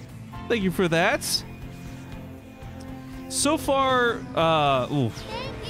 The bot's going to be spewing out information for a while. Right now, I see Shark Bait at 4 years is the high score. See if anyone gets close to that. Keep an eye on it, guys. As the Liberators get shots off best they can, it is creating a very impossible to push in situation for Trap. This is no longer like 2 Liberators. This is 8 Liberators.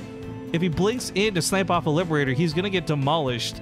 The idea is that the Disruptors are supposed to keep that from happening by beating back the Marauders, but... Oh man, this is tough for Trap. Not a great engagement location for him.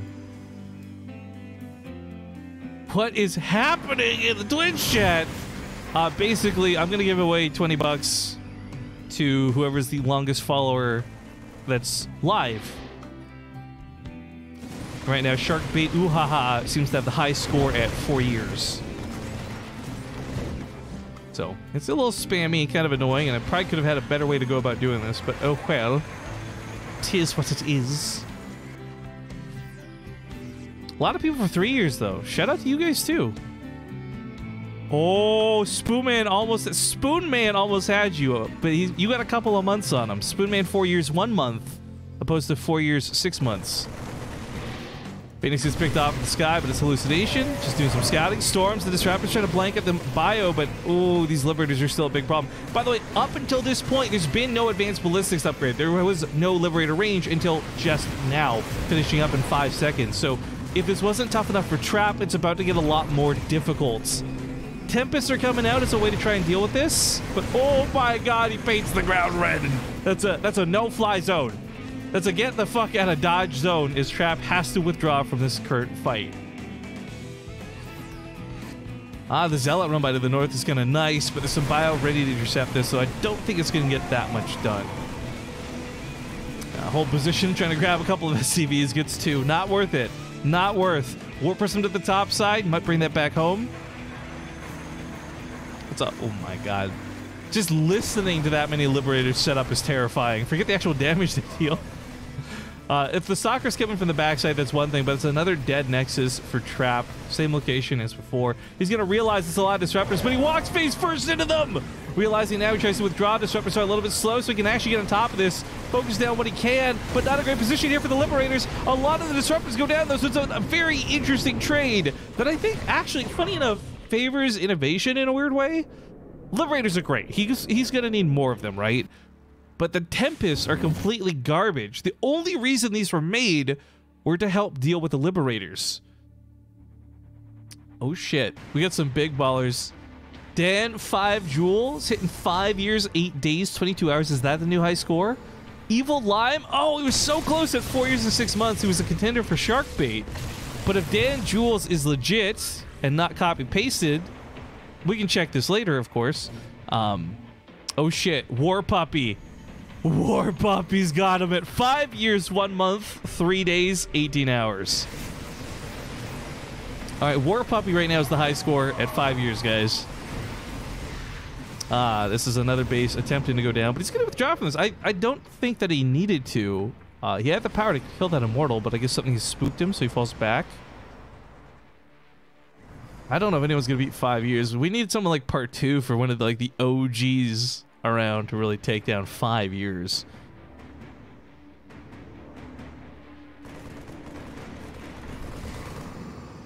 Nice revelation tag on the army. Actually, really nice. Pushes up into this. The Tempests have some weak damage. The only thing they're meant to do is push away and force a Terran player to advance a fight that he doesn't want to. But when you just run face first and set up liberation zones, those Tempests are not a problem at all. Falling back to innovations, taking some odd trades. I mean, let's not forget, I got kind of lost in this, right? But Trap is on his last life in the game. This is such a higher stakes battle. Not just higher stakes game for him than it is for innovation, but oh, the Stalkers dive in a little too deep, leaving those Tempests exposed. The Liberators take out the Disruptors. The Vikings pick up the Oracle, and this army from innovation actually looks fan-freaking-tastic. 6 Vikings at a time with level 3 air weapon upgrades are going to tear through these Tempests like nobody's business, and then on top of that, he can land them and start killing the Stalkers. Another base at the top. Once again, going to go down. This run-by is too powerful. Liberators don't even bother setting up. They got some shots off on the Tempest. That's what the Vikings are there for, though. Grabs the Templar, too, so one less storm. God, I love these Viking skins. Liberators really blitz forward into some cannons. Might be a bit of a mistake. The army's heavily stimmed. Innovation, I think, is overextended a bit further than he should have here. But the Vikings are going to land. They've got full health, so you know what? They can take some of the shots. They can deal some of the damage, but Innovation is going to lose this attack. I think he got a little too greedy with this. Maybe a little too cocky. He's up 2-0. He's got a lot of bases, but I don't think... Like, he didn't snipe off this base. That was a mistake going in that deep into cannons. I feel like Innovation just made a big throw. But he was so... not so far, but he was ahead enough in the game that it doesn't seem to be costing him the match. Not yet. I'll put like an asterisk on it. BaseTradeTV got a follow Twitch link where people can check how long they followed. Tekirk, however you say your name. Feel free to paste that in the chat if you want, man. The War Puppy still is on a big, fat 5-year high score. I'm trying this out here. Oh, that's cool. Okay, so yeah, guys, click that link that he put in the chat. Dude, what a boss. Check here for your follow. So the follow age thing is going to just take forever to go through because the bot's congested trying to spit out like 10 of those. But if you go to the link that Tech just posted in the chat, you can actually confirm and check. And it looks like it's legit too, by the way. I just tested it and it has an accurate result. So instead of spamming follow age, which will just get congested, you can go to that link and check. And if anyone is higher than 5 years, paste it in the chat. I'll verify. Because right now, again, War Puppy has the high score of 5 years. And I mean, honestly, big thank you to anybody who's been watching the channel for more than a day. I mean, just coming back for a second round is always... That's my goal at the end of the day, right? To be entertaining enough that you come back for another show. But 5 years is the high score at the moment. Remember, BaseTradeTV's only been around for 6, so that's a really high score. Moving on in, he does get a snipe off on the Nexus. Finally, this one was left alive from earlier, so kind of awkward. Yo, upgrades are looking so fantastic for innovation. 3, 3, and 3. I'm actually surprised Trap's fallen off on this one. I was so close to getting those +3 plasma shields, but then kind of just stopped. Would definitely love to see that finish off. Would help a ton with Archons and things like Templar, but ooh, some sneaky DTs. Push their way through the army. I mean, these are going to kill a lot of SCVs. There's a bunker. Oh, this is clever. I like this. I think this is more for Zealot run-bys than anything else, but this will still get the job done. The bunker should be able to do the damage it needs to kill those DTs. Scan goes to the front line, not the back line. Turn's still not done. There we go. The DTs are going to be dealt with, but the bunker will die, so he'll have to replace this. Nice moves there out of innovation, though. Predicting... Like, if that was a Zealot run-by, not a DT run-by, by the way, that was an amazing position for the bunker. I'm actually gonna have to remember that for if I ever play on Lost and Found.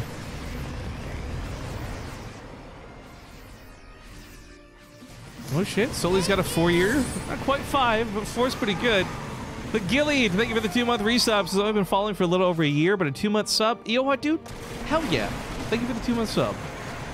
Pushing down to the south is going to get 2 Nexus for his troubles, and looks like a good chunk of probes. Oh shit, the army's getting recalled here. I'm not sure if Innovation realized that or not. He wasn't focusing anything down. He was doing a lot of moving in the middle of the map, now bringing the Liberators and the Air Army back to the front line, where they were pulled away from this to deal with the army that just recalled back home. So a little awkward as the bio ends up getting demolished. A lot of Marauders go down, and as good as Liberators are, they can't shoot buildings, so he can keep the pressure up leapfrogging in like this, but losing that ground army loses a lot of power. Now attack to the top once again. That bunker was rebuilt, but there's nothing inside of it, sadly. Stalkers are trying to chip away here at the Liberators, but kind of a lost cause at this point. Looking for a different angle of engagement. That's where the Marauders are meant to cover the Liberators, but they move into the Liberation zones to just take their shots. Innovation getting huge kills out of this. Vikings start landing on the ground to help out a little bit. Picks up what little bio there is left, but the Liberators are winning this game. There's no doubt about it. Oh my god, Trap just threw away everything in a fit of rage and frustration is what I would imagine. Nothing. 4 zealots. GG. Oh, GG dot dot. Oh. That's like the lamenting GG. Well, congratulations to Innovation, who will take a 3-0 victory and move on to the grand finals, where we will have a guaranteed TVZ, but we don't know which Zerg player it is. We got Solar. Sorry, I thought it was muted. Someone said marbles. I got confused. Fuck. We got Solar. We got Solar versus Ragnarok coming up next in the other semifinals. That's going to be another best of 5 we'll be casting. Just to kind of cover things, though, even though Trap lost, fourth place, excuse me, in the tournament today is $50 in prize money. Second place is $150, and first place is $250. So not some bad cash for what is going to be probably 3 or 4 hours of StarCraft. Either way, guys, I'm going to go to commercial break. Quick reminder about a couple things. One, I have a giveaway link through Gleam. I want you guys to get into that. Because that Gleam link is going to give away, this is just a code you can redeem in your BattleNet, so it doesn't matter what part of the world you're from. This isn't like limited to the United States only. So if you win one of those codes through Gleam, you'll be able to claim $20 you basically just add to your BattleNet account that you can use in the Blizzard store, and ideally cash in for some of that cool BlizzCon swag that they're selling. As Mellow Yellow has already done, you can just type ! giveaway in the chat. War Puppy still holds the record at 5 years. We'll see by the end of stream if anyone comes in to beat him or not. Other than that, like I said, when we hit 20 resubs, new subs, doesn't matter, but when we hit 20 subs for the day, we will also do another giveaway just here in Twitch. But gotta go to commercials, gotta go to that break. We'll see you guys for the other semifinals when I get back.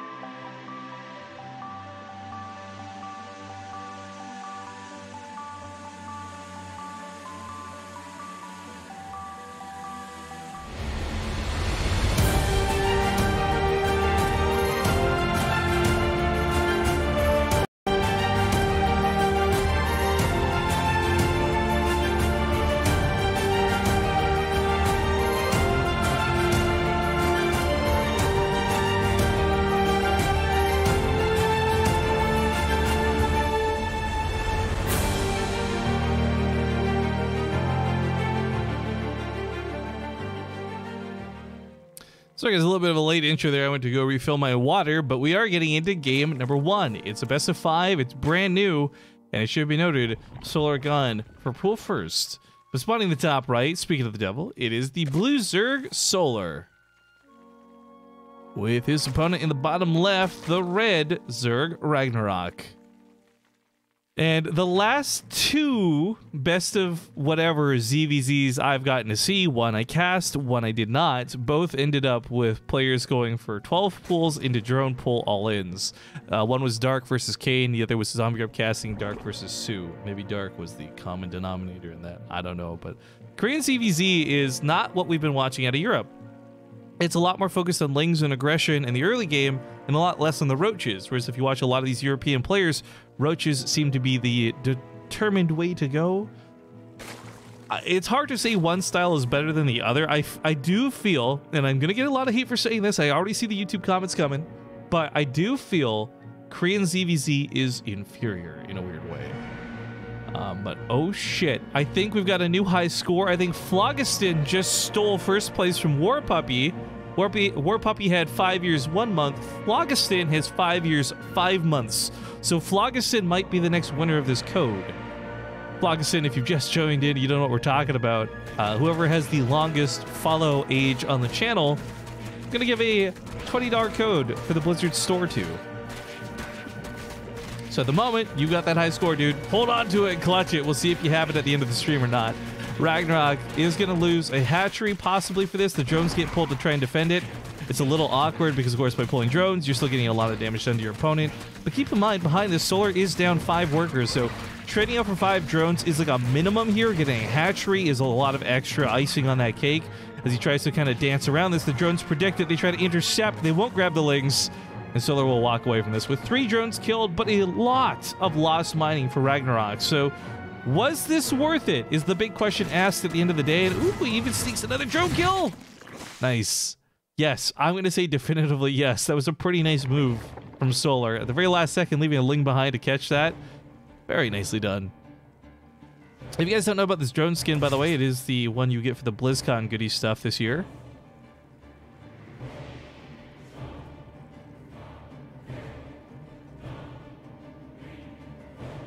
Ooh, Rutro Raggy came in at 5 months. Oh, I thought this said 5 years. Never you mind. I got excited about another contender. Get your good job with your tisk. That's on me for misreading that. I got excited for a second. It's cool though. Like it's crazy for me to consider. Like I have not spoken to my parents in long, well, not true actually, because I talked to my mom, but like the relationship to have somebody following the channel for 4 years, for 5 years, you know, we're not intimate, we're not friends, we don't know a lot of personal details, but it's like still crazy to me that someone's been following something I've been doing for that long. I don't know anyone in my life I've got that long term of a relationship with. So I'm just kind of sitting here in awe, actually. It's kind of a little bit humbling seeing so many people here with such a long, like there's another 4 years coming out of Diesel, even though Diesel's a disgusting human being. Still appreciate him for who he is. God loves all his children, right? Something like that. Overlord gets picked off. There we go. Nice grab from Solar. That's a small but annoying supply block for Ragnarok because he's only just started another Overlord to replace it. Ling did want to get in to scout. That does get denied. A little unfortunate because Solar is going to be in the darkest of what Ragnarok is doing, which is, by the way, plopping down a Banling Nest. I'd say somewhat unconventional, but if this ends up turning into an all-in, then, well, things will get really nasty for Solar if he's not prepared for it. But, oh, he doesn't go for the Overlord pickoff. I think that Overlord here saw the roaches. He withdraws immediately. Spinecrawler's been put down. More Spinecrawlers are being placed down. I don't think Solar's prepared for this, though, guys. I think Solar might just be dead in the water. This isn't the same as just building an Eva chamber to block out Zerglings. He even cancels the upgrade. He wants all hands on deck for money. His own roaches are starting up now, but oh, popping out. Almost feels like too late. The Queens have got some transfusions. They're going to buy some time. If the Spine Crawlers finish up, they deal a lot of damage to the roaches, but I don't think this is going to be enough for Solar. He's got the supply, but it's all in production, not available right now. The Spine Crawler gets like a shot or two off. Unfortunately, not enough to destroy the army, but actually, hold the phone. Momentum starting to run out for Ragnarok. Solar's drone pull also didn't result in that many workers lost. I thought he would lose significantly more workers in a desperate pull like that. But he holds the line. And for Ragnarok, this was a big all-in that was meant to catch him off guard.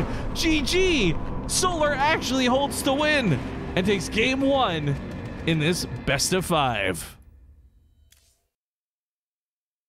Very nicely done by Solar. Some of you are identifying that BaseTradeTV is not following BaseTradeTV. That is correct and kind of awkward. I don't have an explanation. I don't think you can follow your own channel. The option's just simply not there. If BaseTradeTV doesn't follow BaseTradeTV, will he know when he's broadcasting? Guys, does anyone know when BaseTradeTV is live next? Does anyone know when I can tune in to the next show? Is this a good time to bring up the fact that you can't cook a chicken at 425 Celsius?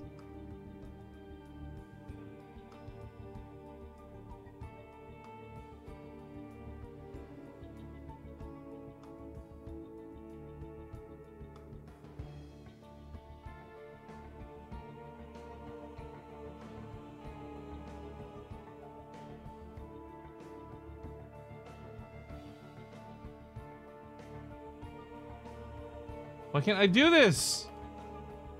Oh my god, making the screen all big was a mistake.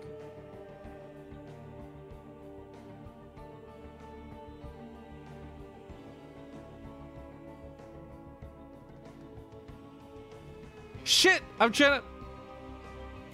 I can't get into the game now. I've ruined everything. I didn't actually mean to permanently ban that guy. But now the screen's all broken and I can't unban him. Okay, there we go. Fixed it. Whew. Why can't I join this lobby, though?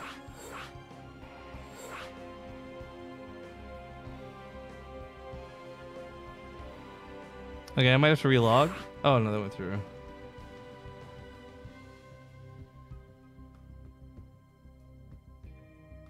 Okay, well, yes, we're back in action for the game.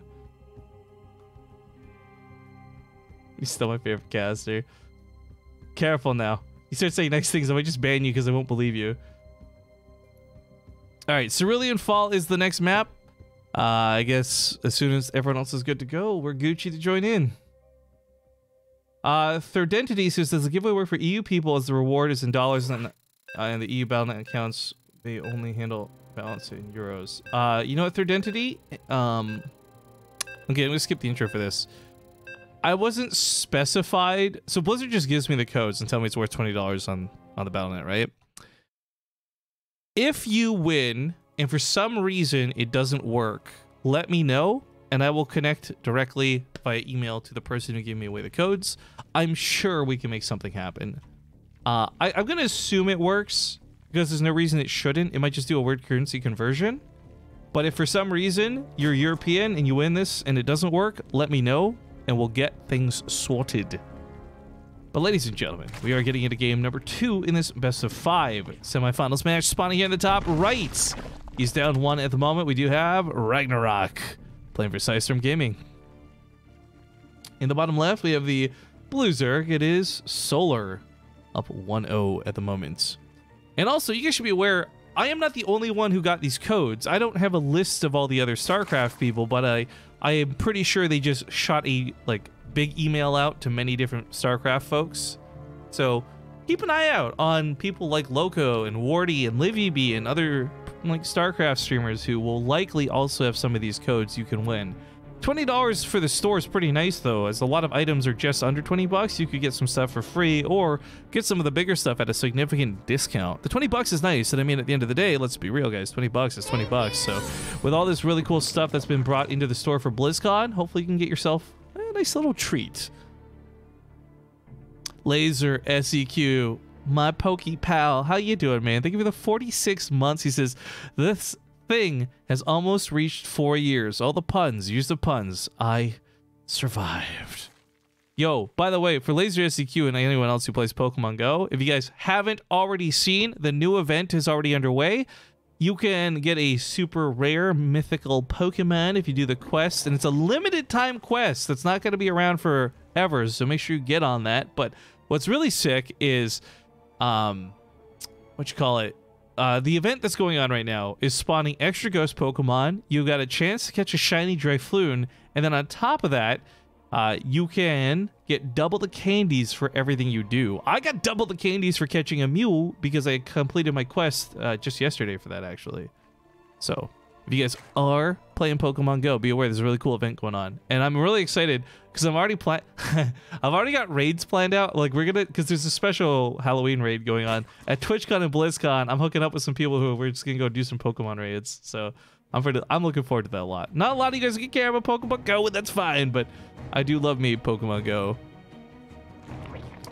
Partouf is not the winner. Okay, so if you guys aren't aware, Partouf was definitely one of the first people. I'm not sure if he was the first, but he was one of the first people to follow and support the channel. He was a mod once upon a time, a long time ago. And if he were here, he would certainly have claimed first place on the prize. But the idea is that we're trying to reward people who have been following the channel that are here for however long they've been here. That are live here today. Not people who've just been following the channel. We found the winner. Rift King.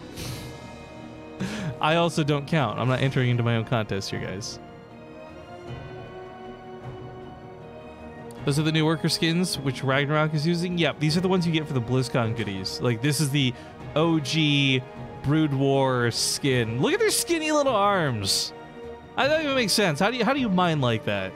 You need beef plumpy claws like these guys. Look at them go. Yeah. We got some Chads and we got some virgins. You know what I'm saying? Like, I don't know what I'm saying at this point. It's too early in the morning for this.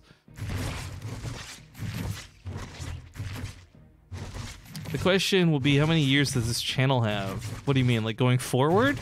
Who fucking knows? I might quit StarCraft tomorrow. It could go on for 10 more years. I don't know.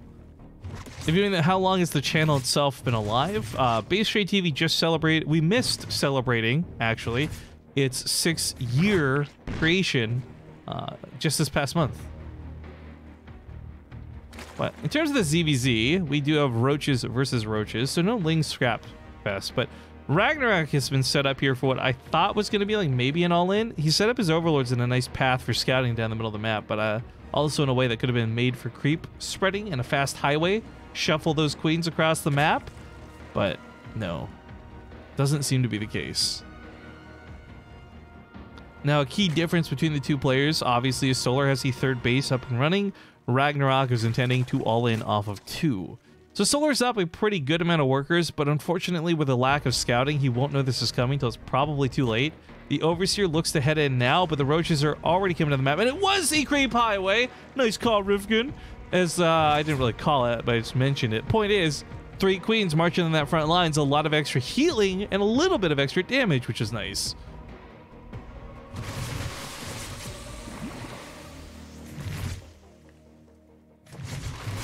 We're just going for the snipe. Solar is up, a lot of workers. I'm not sure if this will look similar to last game. Last game he had Spine Crawlers and a little bit of SimCity to help him.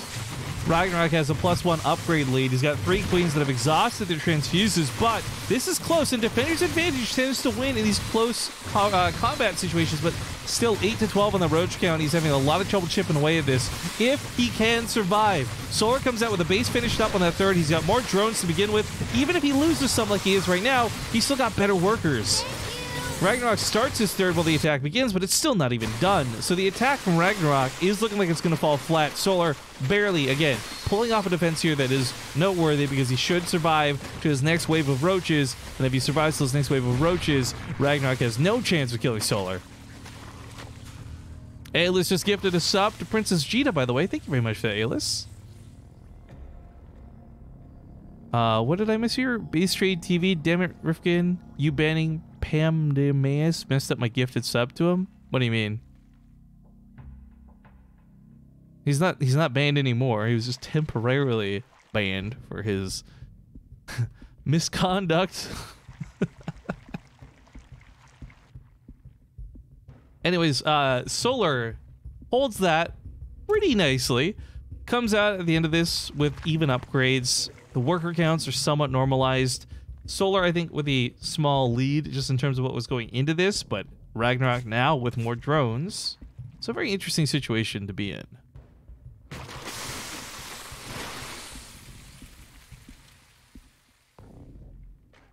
You gifted him the sub while he was banned. I didn't even see the notification for that. I didn't even know you could gift a sub to somebody who's banned.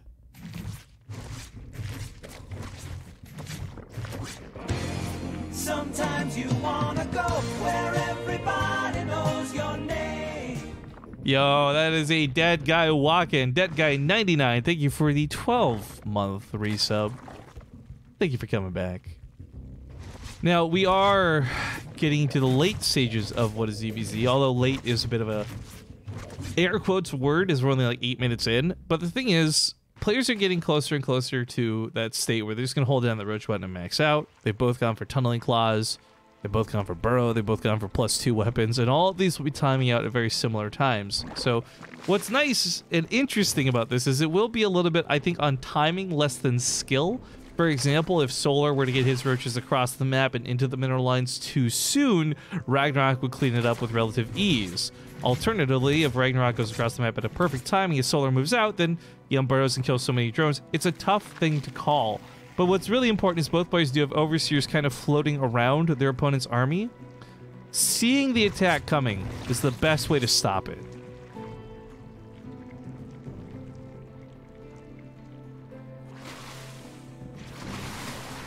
Wasn't it 1-0 for Ragnarok? Oh, hell no, dude. Solar pulled off like a crazy clutch defense of game 1. It looked like it was going to be a 1-0. It probably should have been a 1-0 for Ragnarok, but Solar, he held at the end of the day.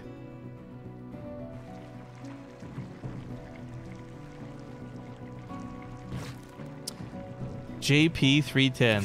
That's a name and a half right there. Good old JP. I don't know if JP ever watches the channel anymore. JP was actually a huge... I will talk about him in a little bit. We got the roach attack happening right now, so we'll focus on this for now. As the overseers do catch the army coming, as we see, burrowed roaches have a lot of regeneration. I think that was a kill, not a cancel, by the way. Yeah, Hatchery gets killed. And here we go for timing. Ragnarok catches Solar in a very sticky situation. He can't really respond to this before he loses too many workers, which kind of sucks.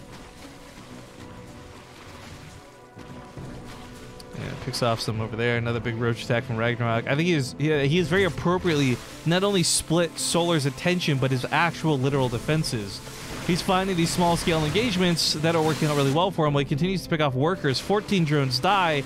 Army trades out for army, but Ragnarok is looking fantastic coming out of this, because if Solar trades out evenly here at best, Ragnarok still comes out now with a 15-worker lead. Oh no. 3 more roaches make it into the mineral lines.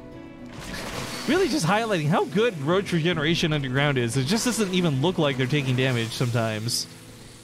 But his hit squad ended up working exactly the way he wanted it to. Distracted Solar. Traded out for army. Got a kill on a hatchery. 16 workers to boot. And of course, with roaches still over here, it leaves a very awkward situation of like, does Solar stay and defend? Or does he just go for the counterattack? Because he, feels pressured to. And I feel like if he goes for the counterattack, he's going to die. A lot of Ravages and Roaches waiting for him, and Defender's advantage being what it is in ZVZ makes it really difficult for Solar to find a way to break in. Because Ragnarok has left some Roaches on the other side of the map, yes, but it's not many. So he should have what is mostly the full might of his army to work with here. When it comes down to it, it's 41 Roaches to 37, 4 Ravagers to 5. But again, Defender's advantage, a little bit of kiting. Ragnarok doesn't look to be in that much trouble. Well, maybe game 1 was stolen from him. Maybe game 2 will look better. Although Solar is starting to get an edge out here on the roaches. Let's not forget, Solar does have tunneling claws. If you wanted to take a moment here to heal his army, a quick burrow would do the trick, but we got some very awkward roaches on the back line from Ragnarok. I'm not sure what they're doing. It's like 4 or 5 of them just floating around. No, Ragnarok ends up holding. Okay, Solar taps out, and Ragnarok will tie up the series now 1-1. All right, folks, I'm going to squeeze in a 2-minute break while we get to game 3. When we get back, it's story time and, of course, a tied-up series.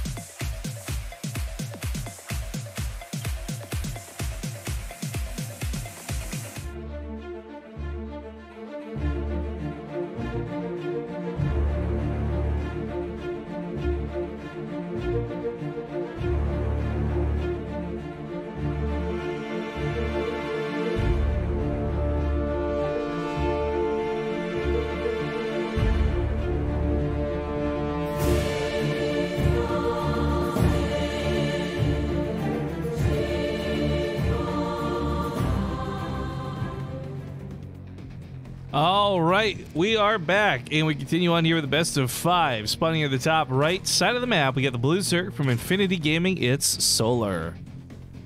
Spawning here at the bottom left, we have the red Zerg. It's Ragnarok. Now, I said we do a little bit of story time, and there's no real need to do this, but I want to do it because it is a nice little... We're having this, like, reminder of how long people have been subbed to the channel, followed to the channel, excuse me, and, he doesn't really watch the channel. I don't think he'd ever see this clip, but I'm never going to forget. There's a couple of people who are really instrumental to BaseTradeTV ever being a thing. You know, believing me in enough to invest in me or give me a break type thing. And JP is a friend of mine who is not like a super billionaire or anything like that, but he's pretty well off. And, you know, we knew each other from playing World of Warcraft and other games together. And in the early days, BaseTradeTV had no funding for things, and he would loan cash to do like a show match and then try and pay him back. But back then, you know, you don't have much money to pay back. So I know you guys were looking up JP310, and I still see him occasionally once in a while nowadays, as we do still play WoW in the same guild together. But yeah, without people like JP, and there's another lady out there, Carol, probably never see a shout out either. She helped me, she loaned me money that I could afford my first computer to stream with. There's a lot of people like that I will never forget, because without them, would never have gotten to where we are today. So just a little, I don't know, shout out, I guess, moment of thanks and remembrance. But anyways, as we get past that, we talk about the hype. There were drones pulled with this from Ragnarok. It's an early pool. It catches what was supposed to be an armor build, I guess, out of Solar, but 3 spines go down in a pretty nice spot, and Solar's just up shit creek without a paddle. He's got a couple extra drones he can pull to fight, but I think he's very intentionally waiting for the Zerglings to spawn to get in on the fight. There's the timing. Those 3 spine crawlers, though, while they're building, they don't have armor. Once they're done building, they've got 2 armor. They're going to be so hard to kill once they finish up. So even though he's taking the fight the best way he can, he's still trying to kill these spine crawlers, or at least get them softened up. He will kill 1 by the looks of it, but there's still 2 close to finishing. A lot of Zerglings running around from Ragnarok, but his drones have died. The Queen pops out. I think Solar's got this. This looked really dangerous initially. And the Blitz move was supposed to be scary. We Solar went for an Evo Chamber as fast as he did, right? This was supposed to catch him really badly off guard, but ultimately he holds. Ragnarok taps out. The gamble was not worth it, and Solar takes a 2-1 lead. Of course, it is the best of 5, so Solar has far from won the series, but he does have to win this next, only has to win this next one to actually lock it down. Bojangles1337, thank you for the 32-month resub. What is this? Johnson says, think for the chill channels like BaseTradeTV, this was so much better than binge watching some random series to distract myself from being sick, fired, or bored. Well, I'm sorry to hear you were fired. It's unfortunate that you're sick, but hopefully you're not as bored.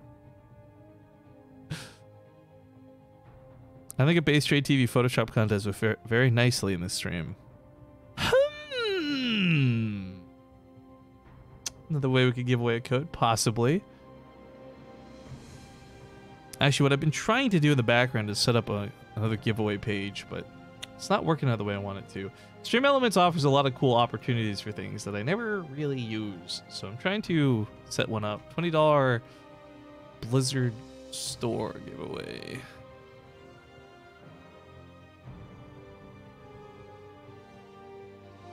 Okay. So even though we don't technically use points in the channel, I can assign a point value for this.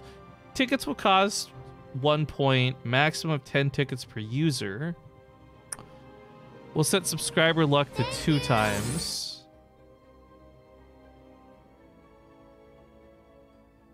Okay, how do I public page? Hey guys, test this for me. I want to see if this works now. Giveaway? Is it going to tell me there's no giveaway still? I've just set up a giveaway through the bot. Hey, that's cool. Both of them work now. All right, so we use both of these, guys. The first link is something you can click on, and it's just Gleam. The second link is a landing page. You guys are typing tickets in chat. What the fuck are you doing? Cut that shit out. Go to click on that page. No, stop typing exclamation mark ticket. Okay, it's actually, that works apparently. I don't know. Look, there's a landing page you can click on. You can buy your tickets through there. You can do it, whatever. If you've been watching the channel for more than like 5 minutes, you've got tickets. Even though we don't really use the currency system, it told us to. Well, the point is you're supposed to go to the landing page. Shouldn't have to type exclamation mark tickets. Wait, where did it tell you to type tickets? It didn't tell you to type tickets anywhere. You're lying. Wait, now what's it doing? Failed to enter too many tickets? What the fuck? Okay, I may have made a big mistake here. Sign in and click the blue get your ticket. Yeah, see? Wait, no, why is the Matcherino page? What does that link to? Matcherino has nothing to do with this! Oh, hang on. Command delete tickets? Oh, shit. Well, we're missing the intro while I try and fix this. I've made a huge mistake. Okay, so it should be corrected now. If I haven't totally fucked this up, we have a giveaway running now through Gleam and a giveaway running through Stream Elements. The Stream Elements giveaway has 2 times the luck for subscribers, so best of luck to everybody there. Try a winner out in a little bit. We've got, was it Phlogiston has the high score, if I recall, for the follow age, and we are getting close to giving that giveaway. That's why I've set this up through Stream Elements, guys, because, like I said, we'll give another code away at 20 subs. So we'll draw the winner then. For now, though, we hop into what is possibly the last game in this best of 5. Ragnarok on his last life with Solar here in the top left, leading 2-1. Keep in mind, the winner of this goes up against Innovation for a best of 7 grand finals. The loser of this walks away with merely $50 for the day. The winner of this goes on to play in the grand finals, where it's $250 for first place, $150 for second, I believe. Let me just double check those numbers.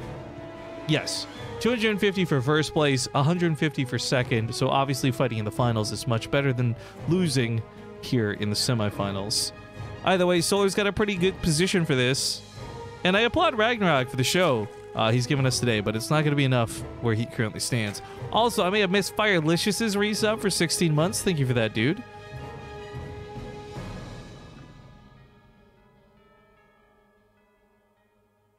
I don't get it. The Stream Elements thinks it's 0 part 2, so yet I have like 3,000. Look, dudes, I don't know, dudes. Okay, look, we don't have the bot thing set up because I'm a piece of shit. One of our moderators, Diet Soda or Daisiode, he's actually been pretty proactive about trying to get me to set this up, and then I have it as such a low priority. He's actually like really smart and has good ideas. Don't tell him I said that, and definitely don't clip this to him, but like, it's totally on me why we don't have this set up yet.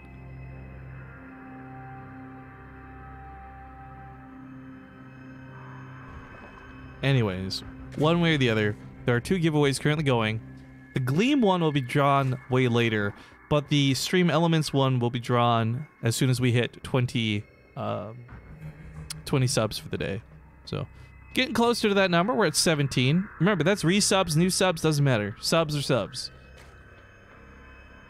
And at the moment, we have 78 people who have entered. Ooh, not bad. What about my burning desire for free shit? Well, hopefully you'll win. You can get some free shit. Like I said, the codes that you guys are currently competing for, I guess, if you want to use that to phrase it, it's just straight up $20 to the Blizzard store. $20 to the Blizzard store, courtesy of Blizzard.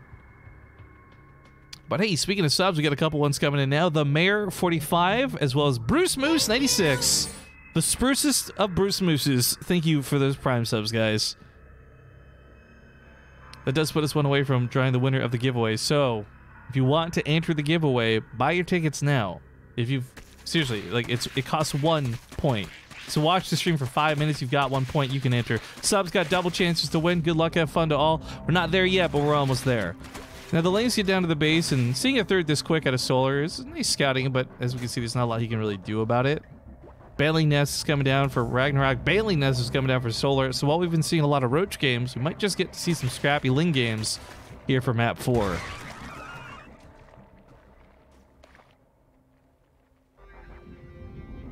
People talking about the lottery. Yo, yeah, what is that 16 or $1.6 billion lottery or some shit people are going crazy over? Oh, man. The lottery is a very interesting system. A lot to talk about for that, but it's a different thing entirely from what this is.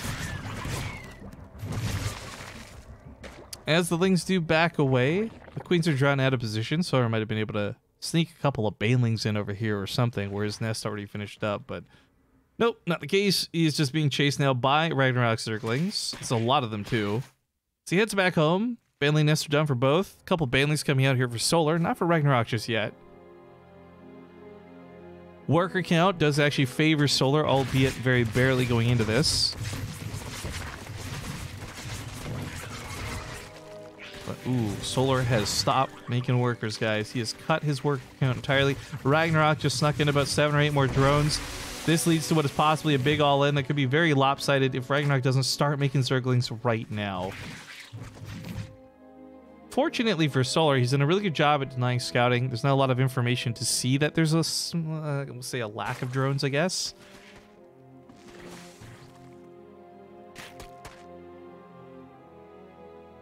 I don't know. Solar starts going back into droning, so maybe this overabundance of lings was his response, expecting it all in.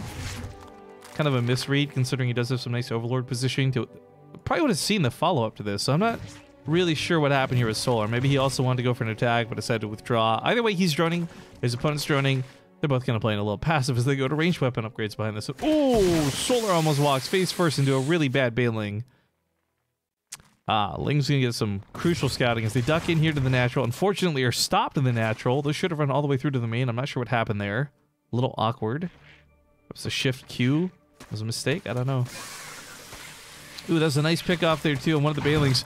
Doesn't seem like a lot, but suddenly gives his own Banelings a lot more power because, of course, it takes 2 Banelings to kill a Baneling, so that one Baneling cannot simply cancel these guys out. Not the way he wanted to. It's another Baneling trying to catch the high ground. Nice grab of those Lings. Ragnarok now out of units to play with. He's building some roaches, but these Lings are going to get quite a few drone kills before those roaches are out. A Baneling comes in to try and hold this, but the Lings run right past and head on to the main. Might grab a Queen? Actually, that'd be a nice grab. A bit of a distraction. I'm not sure if Ragnarok saw this. He did. So he saw the attack in the top right, kind of sneak off, try to become a couple of Banelings. Nothing cheeky allowed to happen here. This Queen also... Oh, she's actually going to go down for this. This was a nice grab. It's less Larva. And when it comes to these Roach fights, Larva ends up being a pretty big deal. Still, though, Ragnarok cleans this up with a pretty nice drone lead. And by nice, I mean significant. It's something where right now, at this moment in the game, that drone lead's not actually going to get him anything. 15 workers up doesn't benefit him yet. But give him 3 minutes. I'd say 3 minutes is a safe count, and we're going to see his army count probably come close to doubling Solar's just off of this small worker lead. So for Solar, he can't really afford to sit back for too long. I think he knows it too.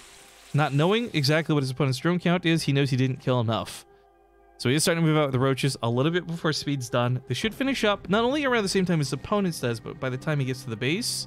I do think, though, that as long as he doesn't mess this up, this should favor Ragnarok. And the fact that he's gone for a Spire behind this, while costly and perhaps a risky investment, might actually work out better here.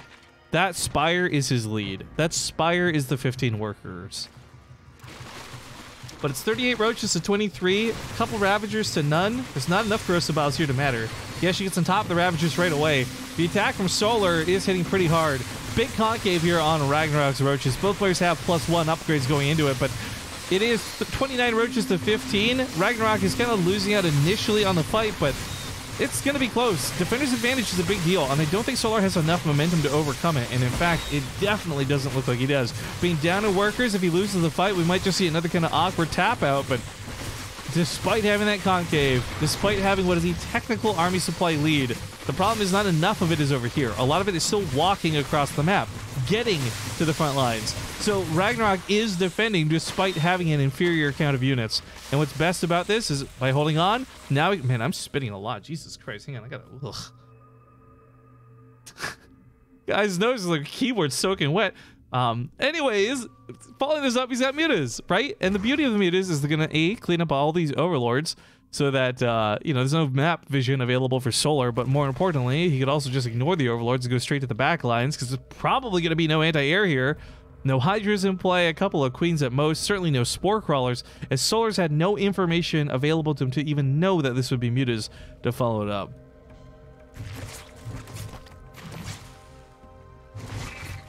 Look, you guys want to get gross about spitting, but honestly, try talking for hours at a time and not spitting a little bit. It's not possible, especially when you're someone like me who likes to get loud and excited.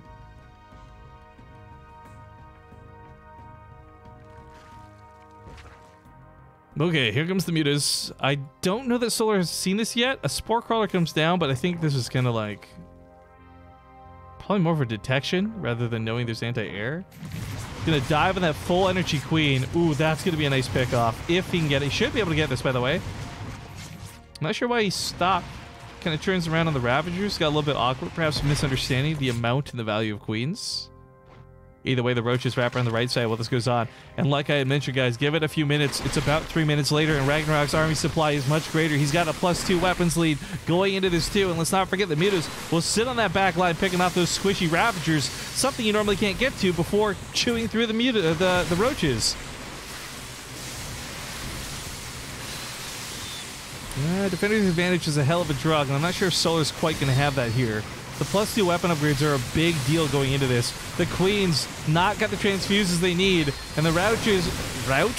Oh god, the Roaches are coming through for Ragnarok. Solar looks like he might just lose this attack, and if he does, that might just lead to the loss of the game. It's 26 Roaches to 8. Production's got 10 on the way, but they're not all here is the problem. The mutas have been cleaned up by a Spore Crawler. Nicely positioned, but GG's still get called nonetheless. And game number 4 goes to Ragnarok. We're going all the way! We can finally use that ace match emote that I frivolously have had.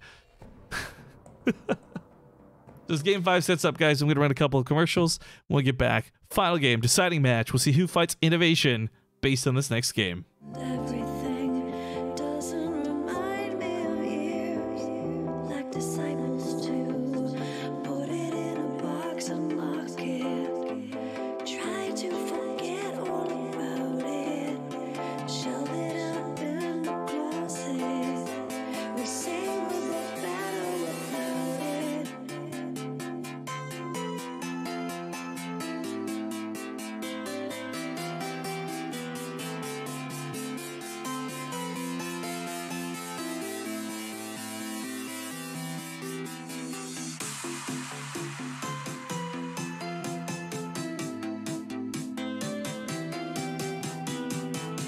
So cut our love off, hide it in a pretty box. My heart that beats for you.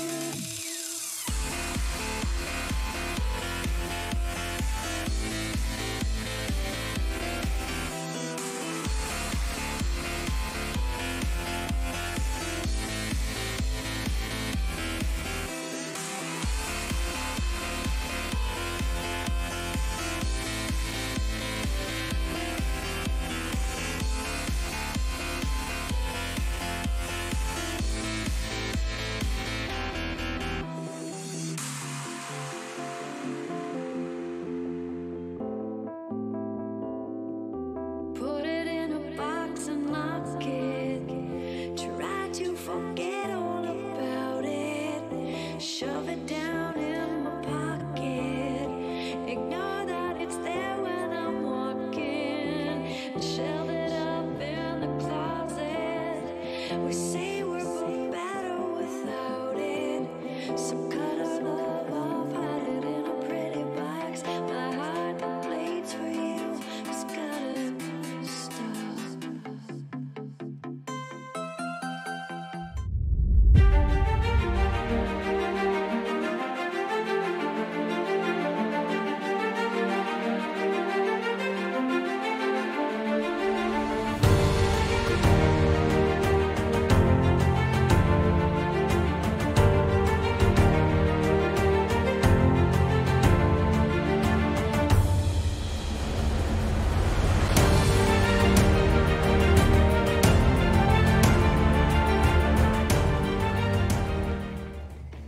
All right, we're back. It is game number 5. Like I said, we're in the ace match territories. Things are tied up now 2-2. The winner of this will go on to fight against Innovation in a best-of-7 grand finals. Spawning here to the lower right, we do have the blue Zerg, Solar.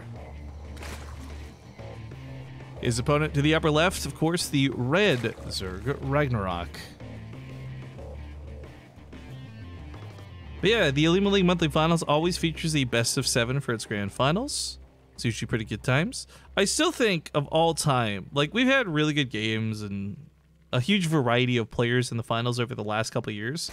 I still think though that if anyone else, and this is like a real throwback, so I don't expect anyone else to remember, but True and Patience was one of my favorite best of 7 grand finals just because of the banter between them. Now, I learned later on, which was really unfortunate, that they were actually not doing friendly banter and they actually very much disliked one another at the time. But the Olimoleague monthly finals have always had some of the best, most fun ones, whether it's high-skilled games or just the personality of the players. I always look forward to this. I will say, though, that full transparency, this is the one day I'm not, though. I'm so fucking tired, guys. I can't seem to wake up. I've had some G Fuel, trying to get some energy in me, but I just feel like I am dead. I'm so asleep right now. But I can't bitch out. We got all of these giveaways I got to do. We got all of these wonderful people to award $20 to, as this is my last day streaming. It'll be 10 days. Maybe I can sneak in an IRL stream while I'm in California. I don't know. But for the most part, this is the last day streaming before I'm gone for TwitchCon and BlizzCon. I won't be coming back in between. I'm just going to go from TwitchCon directly to BlizzCon. Just gonna stop putting that poison in your body. Look, first off, Princess Jita, if you've followed the channel for any amount of time, you should know I don't like hot liquids. I can't drink tea or coffee. That's not an option for me. Secondly, of all the things I could drink that give you a little bit of kick in your step, if you will, things like Monster and Red Bull, they're full of like sugar and shit I don't want to drink, right? And maybe there's stuff that's wrong with G Fuel. I don't know. But it gives me a nice little energy boost most of the time. I'm not sponsored, by the way. Let's be clear about this. Gives you a nice little energy boost, and it doesn't have the same crash that energy drinks do because it doesn't have sugar in it. So I am okay with drinking G Fuel, and you'll have to show me some pretty ugly evidence to make me not be okay with it.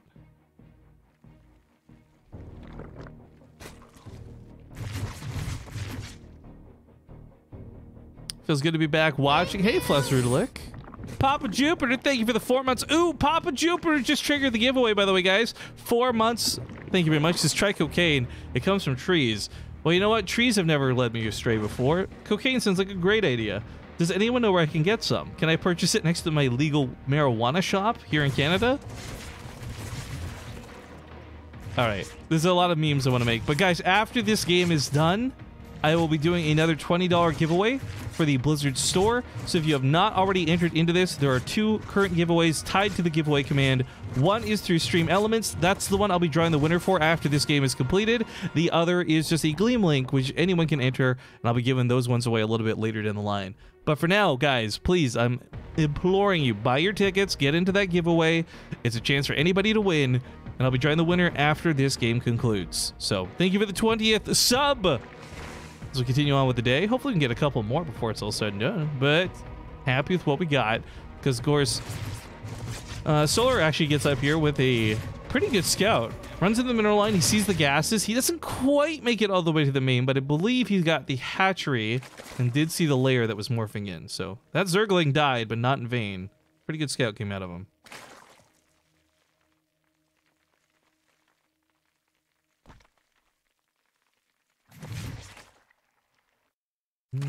Queen's chasing off these lings down here.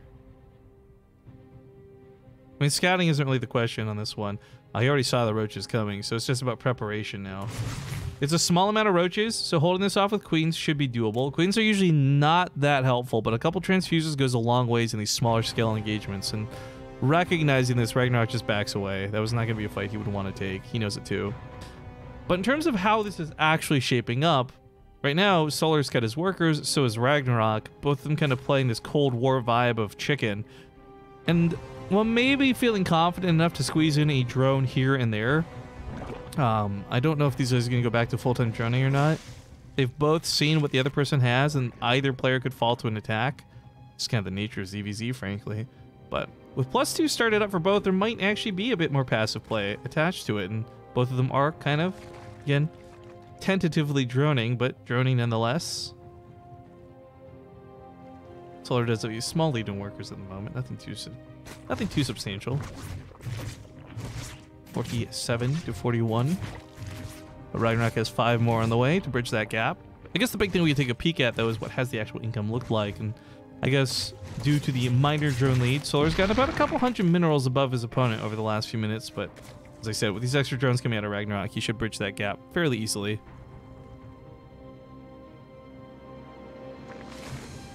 Guys, the ticket command doesn't work. Yeah, I don't know what the ticket command is you guys keep entering. Like, if you click that link, it will take you to a page, like a Stream Elements page, where you buy the tickets there, from what I understand. Maybe the bot's spewing out something I didn't see, but I don't know if you're supposed to buy tickets through chat. Like a lot of you have been trying to do.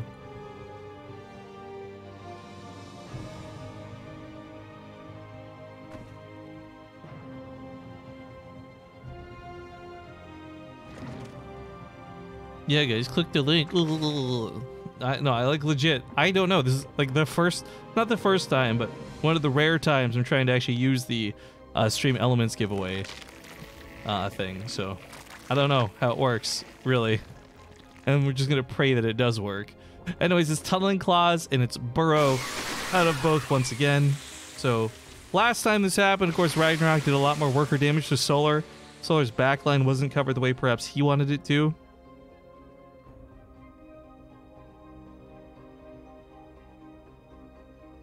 I'm a little worried, actually, just because we already saw that happen within this particular best of 5. It's not even like a history where like, oh, yesterday he messed up and he had an off day. Like Solar, within the last hour and a half, has already messed up against roaches. So my fear is that it may just happen again.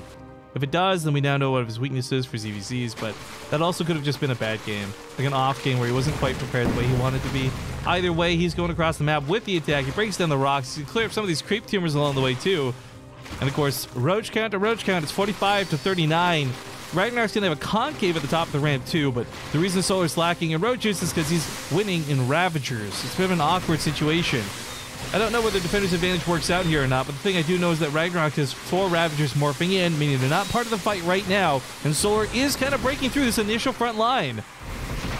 Both players have to dance around this though, because 60 damage a shot from Macrosabal is no joke, and it's got a little bit, not a lot, but a little bit of splash damage attached to it too. So got to be careful about it. But running back home to stop the roaches, he does catch them before they get to the mineral lines, and that's pretty nice for Solar. His changelings were made in attempts to hold the army in place if the fight came in play. He does have roaches coming across other burrowed roaches. You know what's interesting? This does actually block them. What Solar could do is set up something akin to what Protoss do. You put one roach burrowed here on hold position, and then it would prevent any roaches from actually moving in between the bases, because roaches can't go underneath the buildings either. I wonder if that's something any Zerg players ever considered. Because that would be a really solid way to stop a run by. Until they just unburrow and walk over it, I guess. I don't know. Anyways, we do have burrowed and tunnel claws from both players, but it's Solar who actually gets to the mineral lines, back of the natural, back of the main. The attack over here was just a distraction.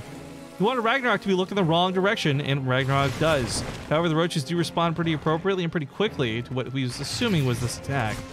The roaches in the main unburrow too, grabbing a couple drones. Still nothing too significant, but I'm curious what he's doing with the other ones that ran away from the natural. Hack Tech 86, thank you for the 3-month sub. You know, a couple of roaches come out over here. I like the spine crawler in the mineral line, actually. Spine crawler can actually deal with some pretty small roaches, but like, they're not gonna burrow here? Or they do see the spine crawler, they might be too afraid to. Like, spine crawler and the queen can hold this. It's really not a problem. Yeah, realizing that he just starts heading elsewhere. So I like the spines in the mineral lines instead of spores. Having the detection through spores would be nice, but spines, as we see, can buy some time against low roaches. If that's like 6 or 7, it's not going to get the job done, but yeah, like this, small scale, works well. Ragnarok also catches Solar out of position in the middle of the map. Big problem for Solar is he loses some of his bigger units. Those are Ravagers that just went down. He is going to try and remake these, as both players are pretty much maxed out, but missing out on Ravagers is huge. Now, a lot of roaches were still burrowed on the other side of the map, and maybe Ragnarok didn't recognize this, so as he pushes the attack, he will find Solar in a bind. There's a bit of a weird pincer. It's like a 360 surround. The roaches on the bottom side of the cliff have range. This does work pretty good for Ragnarok, but he is bleeding out a lot of workers on the back end. So if Solar holds on to this with any degree of army left over, Solar will likely come out ahead, but it's not looking like that might be the case. The Ravagers on the top side are not going down. He collapses and pushes into Solar's base. The workers were pulled already, so there's nothing to pull left into this. Solar's now pushed himself into a bad spot where he can't even get a good fight because of his own mineral lines and hatchery choking him out. This is looking pretty rough for Solar, guys. He is winning out and killing workers, though, on the other side of the map. Ragnarok is seriously almost out of workers, but Like I said, Solar has to actually clean up the army. The army from Ragnarok is still large enough that it could just bully his way through, even though Solar's got money. I don't know. Oh, with the Roach Warren going down, he might not actually have the Roaches at all to defend this. Okay, so this got a lot closer than I thought it would. And it's a tough situation to evaluate. One player has no workers, but a pretty good army. The other player has a lot of workers, but no army to work with. I think I'm favoring Ragnarok still, despite having lost all these workers. I think cleaning up the actual snowball effect is going to be a lot more difficult than the other way around. He's bringing his Roaches back home, but it is one of those things where I fear it's too late. Because if Solar's entire army was fighting at once, maybe there's a chance. But the fact that Ragnarok keeps catching him half at a time, half of his Roaches here, half of his Roaches there, it's really difficult for Solar to get that fight that he wants. Explosive Bows obliterate the Spine Crawler, by the way. Ravagers are huge here, as there are a lot of extra damage, and I think Solar is just going to bleed out. His Roach Warren finishes up. He's got a couple of minerals to build some new ones, but the Ravagers, well, actually now gone, can't Corrosive Bow the Eggs to deny this, but still the auto attacks on the Roaches are pretty good, and Solar has 9 workers to Ragnarok's 2. Both players are totally out of money this game. GG's get called, and oh, the boy brings it back. He goes from 0-2 to 3-2, and Ragnarok will be the one to move on to the finals, where he will face off against Innovation. I really didn't think Ragnarok would do that, guys. But he does, and now it's time for that best of 7. Innovation in the title of the stream. Grab that extra viewer who cares about Innovation. There you go. And we're going to do the giveaway winner. So let's get this up on stream so you guys can see no bamboozle. No scamas. Don't know how to draw the winner though, so give me a sec while I figure this out. I think I just pressed draw winner. All right, hang on.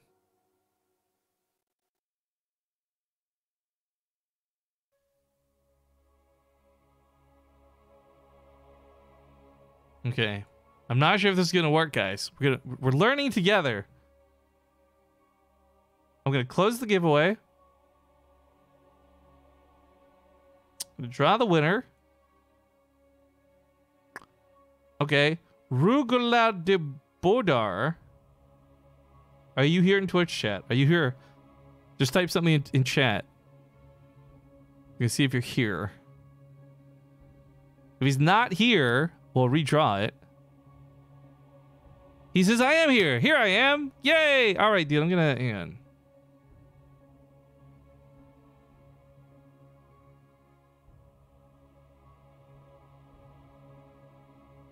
All right, I'm going to message him. Guys, I'm going to go commercial break while we get this Grand Finals lobby set up. See you soon.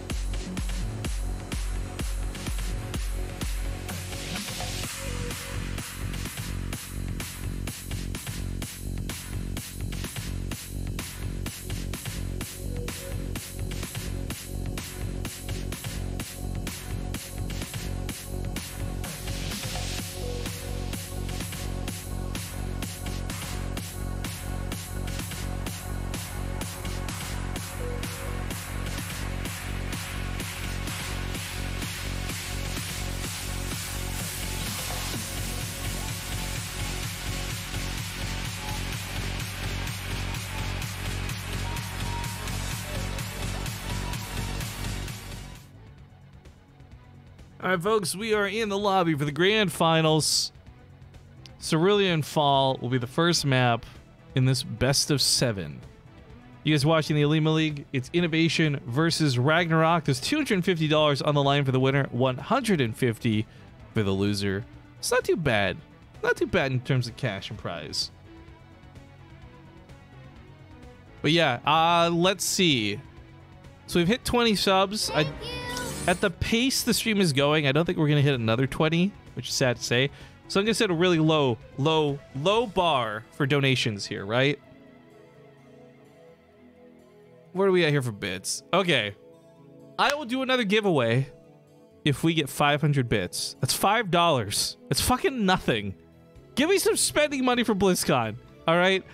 With 500 bits, whether it's 1 bit at a time or someone cheers 500, don't care. I will open another giveaway for $20 Blizzard store code once we reach 500 more bits. So we're at 600, we have 1,100 total. Cosgilla, by the way, thank you for the 26-month resub. I think we're waiting on Crank to finish up playing some commercials or something, guys. So, like I said, the lobby's up, and as soon as everybody here is good to go, we will get this started. Ooh, I like stuff for free. Hell yeah, dude. Yeah, if you guys don't know what we're giving away, Blizzard has provided some $20 store codes, meaning you can use this on their store to get $20. Basically get some stuff for free if you want some small items or get some big items. Either way, let's hop into Cerulean Fall.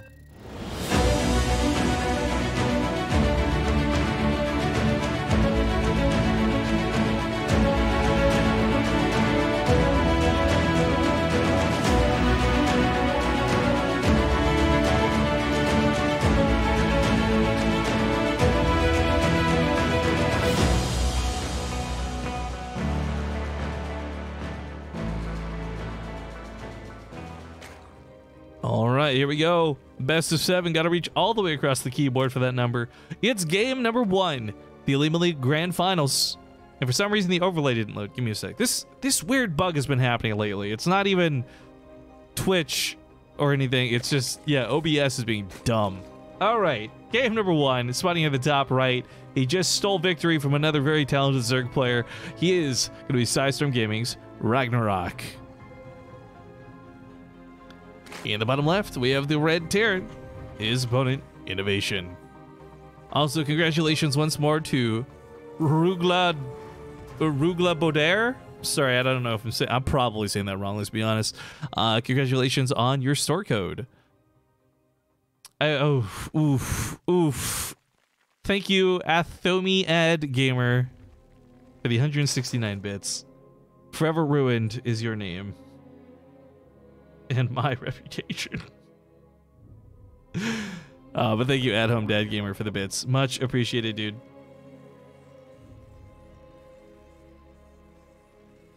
Now, as this game commences, I gotta say, I think I'm gonna very just heavily favor Innovation for this. No hate, no ill will to Ragnarok. I just feel like Innovation is the better player, straight up. But I don't know. He got us styled on trap a little bit. Things got goofy. He got cocky. I'm not sure if we'll see more of that here. Ragnarok just showed himself to be a pretty solid player who can come back from a bad situation against Solar. I would imagine the same applies here with Innovation. Also, who was that? Thank you very much for the bits, Phlogiston, and then Relistine just came in with a brand new sub. Thank you for that too, dude.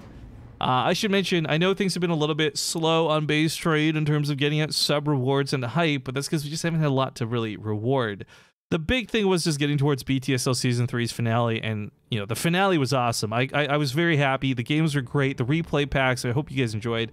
And with Ting Season 5, we're going to have a lot more content to share with you guys and give you some more behind-the-scenes access for stuff, but that's all going to be mostly taking place after BlizzCon is said and done. So the Olimoleague, if you want replays for this, I should actually mention briefly that they have their own Patreon. It's not related to BaseTradeTV. I've got no stake in it whatsoever, but it does help fuel this great tournament. So if you guys are interested in cool rewards and replays, be sure to check out patreon.com/Olimoleague.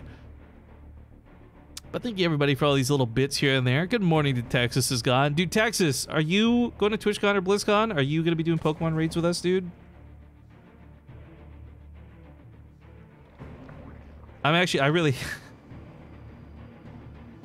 hate how how much I value it, but I look so much more forward to like playing Pokemon Go after an IHOP run with people like Nathanias and Kara than I do in terms of like the actual convention itself. Oh, holy shit! Speaking of Pokemon Go, I've just been casually playing it a little bit in the background. Thank you, Nervous Arugula. I just caught a 100% Suicune? How the fuck? The water dog. How do you pronounce this? I just got a 100. I got a perfect stupid dog. Hell yeah. Ooh. The last 100% Pokemon I got was a Wailord, which TLO got a little bit jealous about on Twitter, actually. That was really funny. But Suicune? Is that how it's supposed to be pronounced? Either way, I just got a 100%. Feels fucking good, man. Ooh. Suicune. Well, you know what? Fucking water dog boy. He's the big boy water dog. That's what I'm gonna call him. I've actually got a really weird 100. I got a 100% Whimsir the other day too. I was really pissed off I didn't get any shiny Beldums during the community day, but whatever. That's Pokemon. We'll talk about that later. We got bits coming in, raining from above. Nervous Arugula, and then Slagneslin. Here you go, dude. Have some fun. Thank you for the bits, both of you. And I think that will be enough to open another giveaway. So I will figure that out after we're done game 1 here. I don't want to be missing out on game stuff because I'm tabbed out trying to figure out the stupid giveaway system. But innovations come across the map with Marauders and Hellbats. This is a weird build, to say the least. Concussive Shells plays a large part of this, allowing them to catch the queens that normally just walk way off the creep. But we got a Landed Viking to boot. There's actually just a lot of damage from this. Like a raw amount of like all-in damage. And innovation, well, I think he's catching Ragnarok off guard. The Lings are held back a little bit. They get back on top because the Medivac could scoop up the Marauders to save them, but it's taking a lot of damage from the Spore Crawler and the Queens. The Hellbats are washing off the Banelings as you would expect. New Hellions arrive to the front line, transform into Hellbats. He takes control of the mineral lines. The Queens are still holding on, though. And the Marauders still stand. The Medivac's gone. I don't know how this attack goes, guys. Normally, this is over. But with Concussor Shells holding the Queens in place, the Hellbats are actually murdering the Queens. There's not enough Lings coming in, and the positioning here is not good enough either. Look at them sit in that mineral line. Ragnarok is dead. GG. What a crazy blitz of a fight, but he steals game 1 in this best of 7 in innovation. He came ready, dressed to impress. All right. Now this giveaways command, I got to set this up again. We're going to make the tickets cost 1, 5 tickets, 2 times the luck for subscribers. $20 Blizzard store giveaway number 2. $20, $20, the subscription. And that should be open. Okay, if you guys type !! giveaway in the chat, it will once again link you to 2 different giveaways. One is going to be the giveaway that is the Gleam link. The other is the temporary one that's open now for stream. Also, look at this shit, y'all. Hell yeah! I just did this with one hand while I was observing the game. I'm so fucking proud of myself right now. Oh shit. I gotta start this thing too before I forget. Alright. Well, we gotta wait for Ragnarok to pick the next map. Again, that was just game number 1. But yeah, as far as the giveaways go, for the Gleam link, I'll be drawing that a little bit later today. I want to give people who watch the rerun of this later a chance to enter into the giveaway. But the stream elements giveaway are the ones we're doing like right now live on stream. So unfortunately, if you're watching this through the rebroadcast later, you will not have the option to win that one, but the Gleam link will be available for everybody. I will be honest though, my social media is the self-serving part of the Gleam link. You will get 5 times the amount of points for following me on Twitter, Twitch, and on YouTube. You will get 1 point for following BaseTradeTV on Twitch, Twitter, and YouTube. Either way, it's free to enter, and it's $20 in the Blizzard store. I'll be drawing 3 winners in total from Gleam. And best of luck to everybody who enters. Anyways, the lobby is up. My tummy is grumbling. And my throat is sore. What a great morning. I want to go back to bed. Maybe Good Guy Innovation will make this quick. But also, the other thing, speaking of giveaways, I have plenty of these to give away. Now, this might not look like much on its own. Did I lose it? Where the fuck did it go? Oh, here it is. But these are the BaseTradeTV marble pins I had made up for TwitchCon and BlizzCon. I'm going to show this off at the camera. It's proven to be very difficult.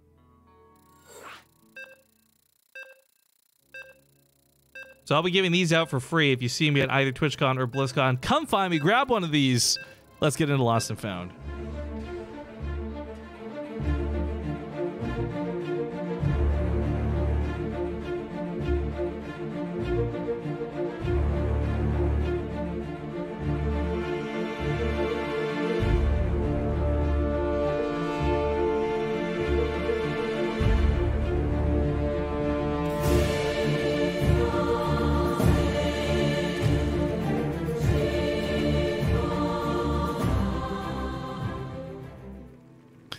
All right, welcome to game number 2. We hop into Lost and Found. At the bottom left, he's down 1 at the moment. We have the red Zerk from Sidestorm Gaming, Ragnarok. He's bumped to the upper right, the blue Terran, none other than O Gaming's Innovation. KX00 asks, BaseTradeTV, have you been doing any Beasts of the Hill lately? No, actually the last 2 weeks has pretty much been, well actually not even 2 weeks, the entire month of October, I've been sick. Today is the least sick I've ever felt. You guys will notice I have been hitting the mute button very scarcely. The mic's crackling. Let me fix that. Hang on. All right, fam, that should be better. Let me know if it's still crackling. I can get that fixed up right quick. It might just be a loose cable. But yeah, I've been sick all month, so I've not had the energy to really stick around after stream and do like post-stream games. I want to say, though, that I have missed that a lot. Like, I really, truly, genuinely enjoyed a lot of the Beast of the Hill games and stuff. But dude, it's so weird. So many streamers who are not connected, who didn't go to conventions together. Like, I wasn't at a convention, right? We all came down with the flu at the same time, and a lot of my streamer friends are still sick or had exactly what I had around the same time what I had. Like, it's insane. Like, to the point where I'm like, was there a glitch in the Matrix? Like, I don't know. BaseTradeTV, I thought I would ping this again, that 2 times the luck to subscribers is actually illegal in most European countries. Well, redone. Thank goodness Twitch is based in America and I'm based in Canada, so I don't really give a fuck. Europe made memes illegal. Think about that for a second. Fuck Europe. Actually, Europe has done some things that are so progressive in terms of like internet. Like Germany put a tax, right? That tax, or you need a license to broadcast in Germany. Europe outlaws memes just in general. Like, what the fuck is Europe doing, man? I thought America was fucked up. No, look at Europe.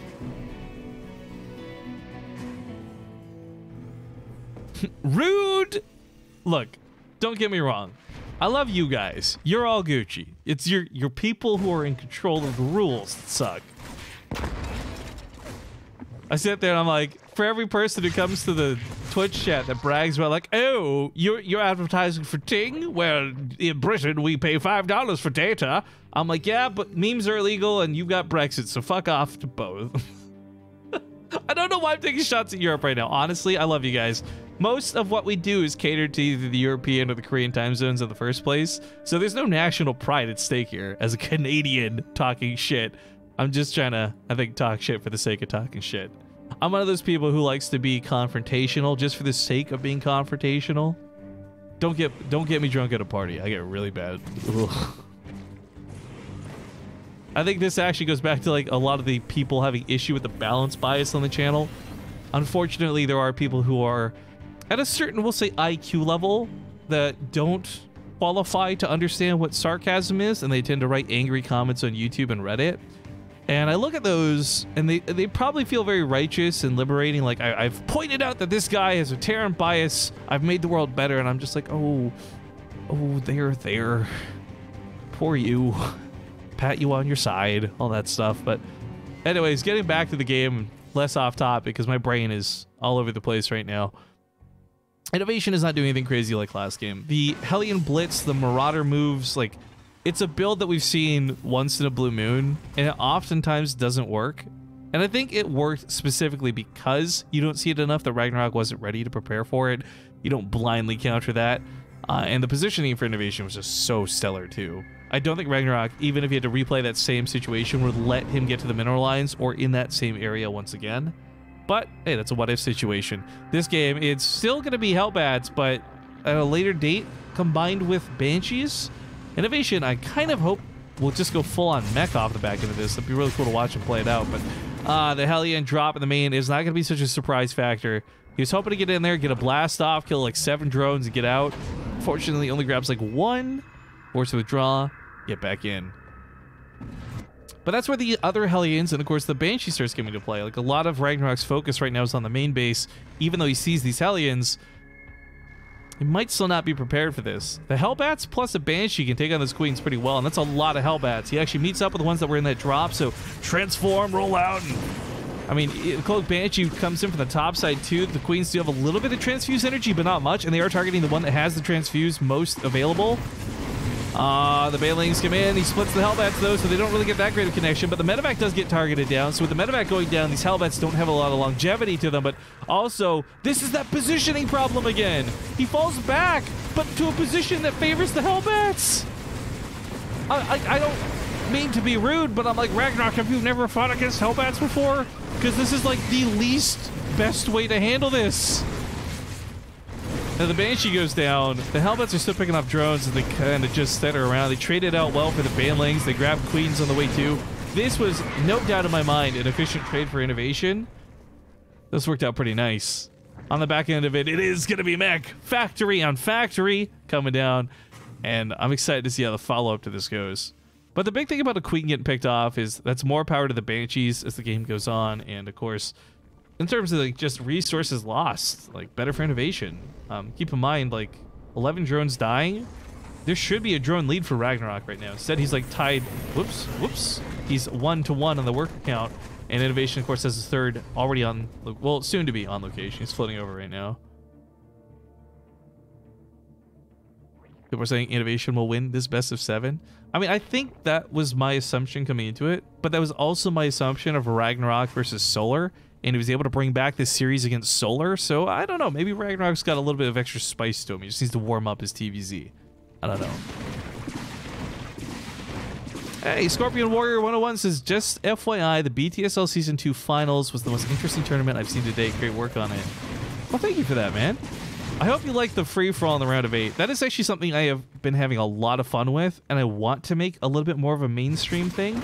Because to me, it felt like the players had a lot of fun with it too, but I've not really spoken to them directly to ask for feedback. But, ooh, these Banshees pick up another 12 workers, adding on to the already dead 11. That's 23 workers gone for Ragnarok. It's still not terrible in the grand scheme of things, because you look at his worker count, and it still sits evenly to the Terran, but Innovation has... mules, he'll have an income lead, but what's worse is not the actual money problem or the worker count. It's just more to the fact that because he's been building all these workers, he has less army to work with. And in Innovation's case of playing mech, normally you're going to be a little bit behind in army because you produce slower, but in this case, he's actually got more army. He's got a lot of Hellions. I don't believe, no, they don't have Blue Flame, but they do have +1 weapons. Kind of poked away though on both sides.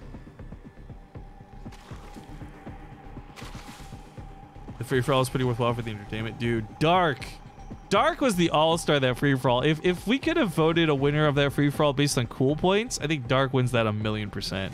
If you guys don't know what I'm talking about, I don't want to spoil too much of it. It is up on YouTube.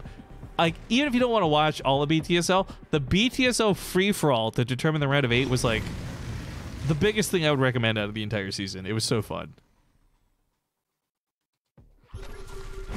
Season 1 was actually pretty good too, but Season 1 was like less about how fun the gameplay was and a lot more about the drama of the players being stupid, trying to backstab each other.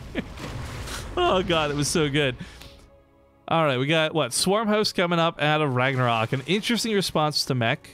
We've actually had a lot of highlight play on Zerg players playing Swarm Host incorrectly, which is a little bit of a sad thing to say, but we'll see how Ragnarok plays them before we get too critical. Do SCVs have like these blank little eyes? They do, they got like little robot eyes, but that makes no sense because there's a person inside of there. You guys see that? They look like the eyes of, what is that thing? Maze little robot from Overwatch, the little frosty thing. I'm not remembering what it's called, but look at them. Little itty bitty beady Jawa eyes. Oh my god, what if Jawas are piloting SCVs? That'd actually be so dope. And as you guys are seeing, of course, are the full display of Emojin skins, Hellbats, Thors, and the like. The Swarm hosts do come in, but I think with this many Hellbats, it's going to be difficult to find any kind of damage. Blue Flame's down too, and whether it's late game Swarm host or early game Swarm host, the best way to deal with them is, of course, a lot of splash damage. So you either shoot them down in the sky with the Thors, or you blow them out of the way once they're on the ground, wash them off with the Blue Flame Hellbats. Isn't it just called Snowball? Is the robot Snowball? Okay, maybe. I don't know. I don't actually remember. I kind of hate Mei, if we're going to be honest, guys. So, trying to know little about her as possible. Although, her cinematic, most of the Overwatch cinematics, I'm not going to lie, have given me like this weird emotional tie. I don't know if it's the music or the short story, but like, I teared up with Genji, right? And I like felt feels with Mei, whatever. Looking to not come home, he goes across with the, oh no, the repair on the planetary might not hold against this. This is so many locusts. The full surround doesn't quite cut it. The planetary fortress does go down, but the problem is with all the locusts having been used on the other side of the map, that means they're not available for your use here. Innovation has to be very important, though. He's got a very important task at hand, and it's not lose the Hellbats. They are pushing further and further away from the tanks, and it is the Hellbats that will stop the locusts, not the tanks, not the Thors.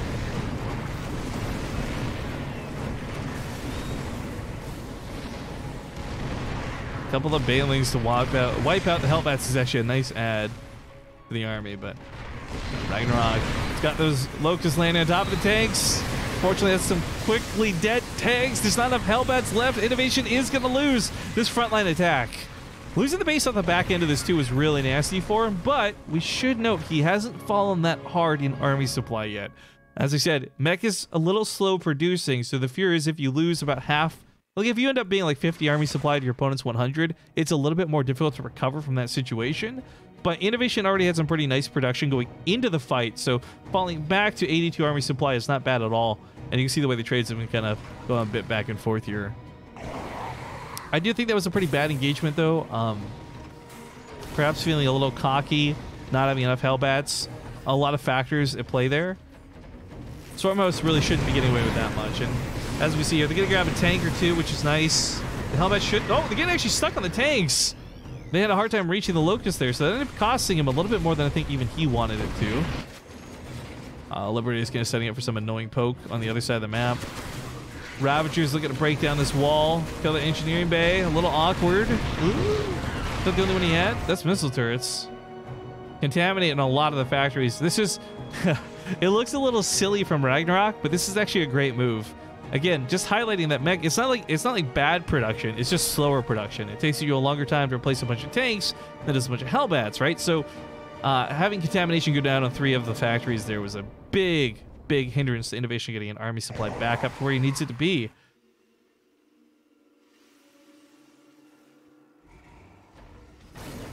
Locusts need a nerf on damage. So here's the problem, right, guys?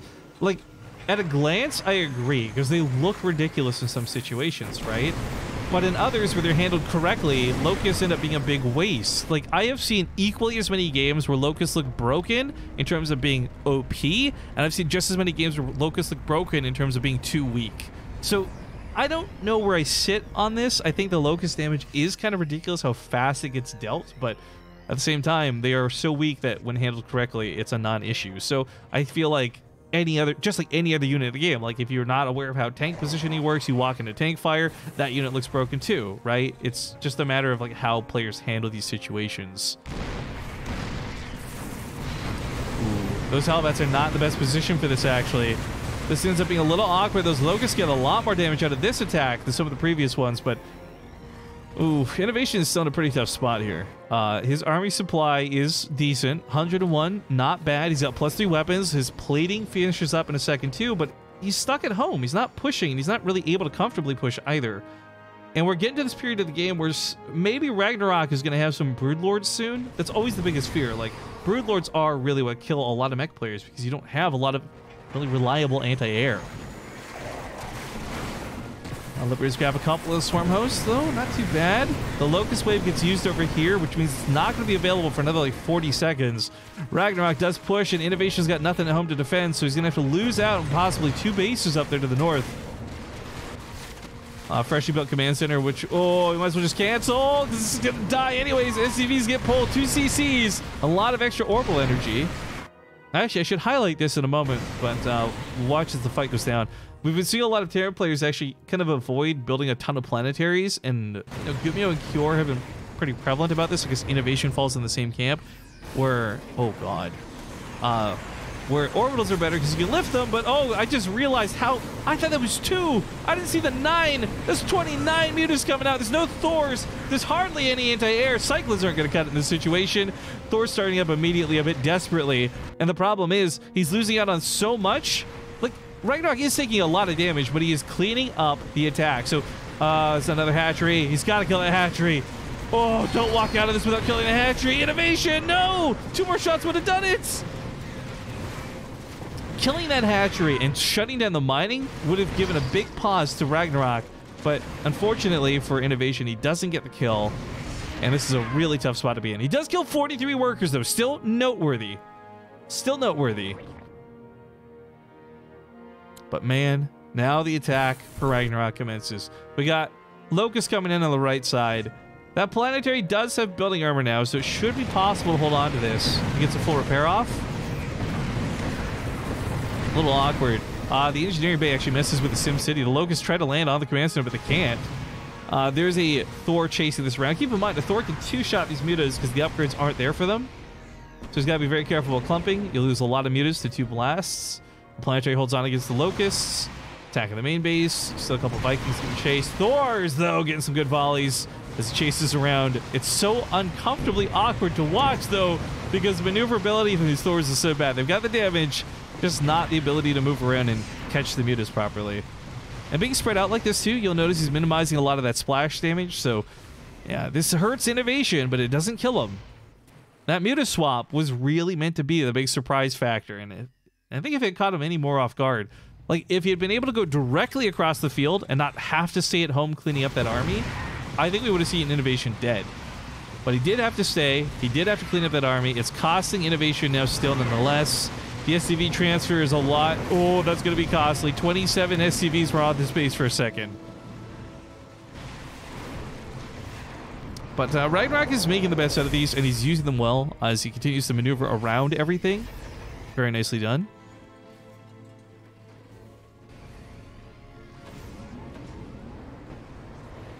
I'm not sure how big of a deal transformation service would be this game, but ooh, that drop. A little bit risky as he flies face first into the mutas. You know, they might have some trouble killing the Thors, but they don't have trouble killing medevacs. Still picking off a tank, a Viking, a missile turret here and there. I mean, keep in mind, Ragnarok invested 2,900 minerals and gas to make these units. He's got to get value out of them. It's picking off a tech lab that's researching transformation servos. Ooh, ooh. But there's those upgrades coming into play like I talked about, and annihilating the mutas with a good blast.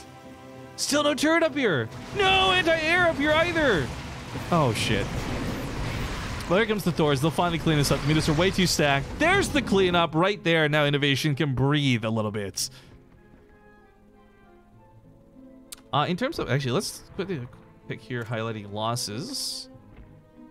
72 drones have died over the course of this game. A lot of mutas. I mean, look at the resources lost. In general, for both sides, this has been an expensive as hell game. I think right now, though, income still favors Innovation. The Vikings taking on the Broodlords. You got the Thors can transform a little bit too, but they're not. It's a little unfortunate. I think he did finish up transformation. No, it was killed and canceled by the mutas. Okay. That being said, the Vikings, the low number of them appear to be just barely enough. They chew through the Broodlords. The tanks just actually doing a little bit of friendly fire, so he unsieges them. I think it's the right move. Ragnarok taps out, and Innovation will take game 2. A short game into a long as hell game, but a 2-0 lead nonetheless. He's halfway to victories. He needs 4 points to win this best of 7. But folks, I would like to once again stress, reiterate, and emphasize the giveaways that are currently going on. I'm going to close the giveaway link and draw a winner after this next game for the Stream Elements giveaway. That's one you buy with tickets, but the Gleam link will be open until the end of stream. So type !giveaway if you want links to either of the giveaways I just mentioned. I'm going to play some commercials really quick. I'll see you guys in a few.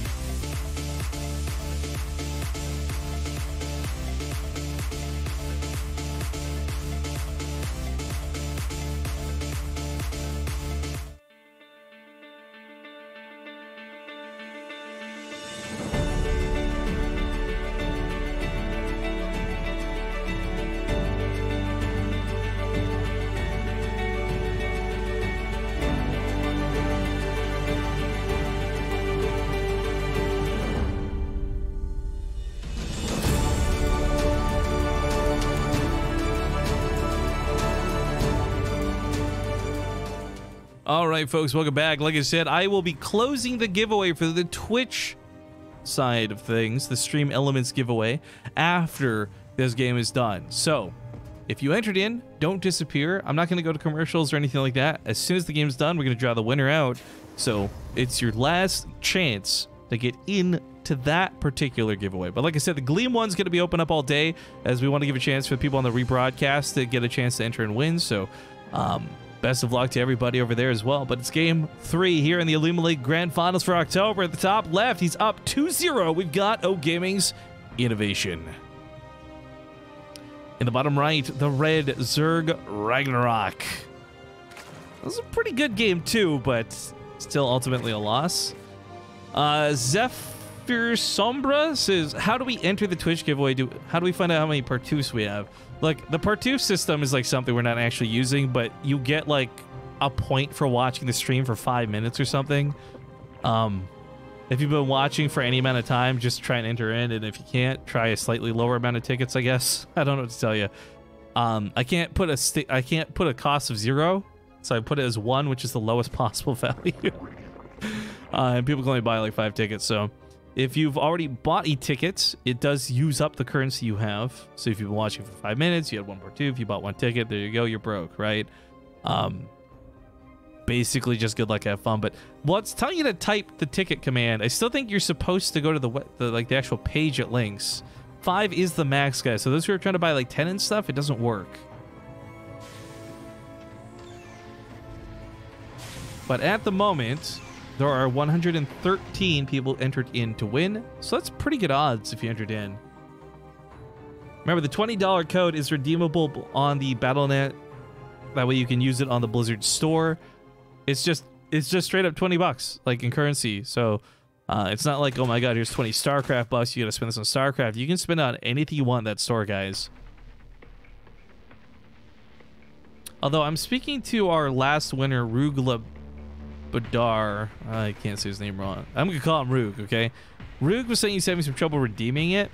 I'm wondering if you have to type it without the hyphens maybe, but if anyone who wins one of these codes has issue claiming their code for whatever reason, I will take time after stream to contact each of you individually and we'll get it sorted. However, please understand that if we don't get it sorted today, I'm going to be gone for 10 days.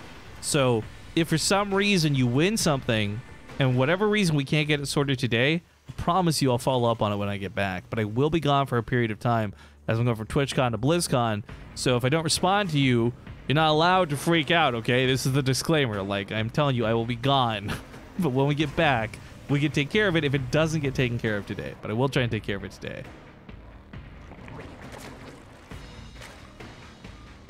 Anyways, getting back into the course of the game. Innovation had bust out some mech builds, but this time it is bio. We see Stim in the production tab researching. So hopefully we'll get some good game out of this one. Third CC came down pretty quick, but Ragnarok did not scout this. Thank you. It's a pretty easy scout, too.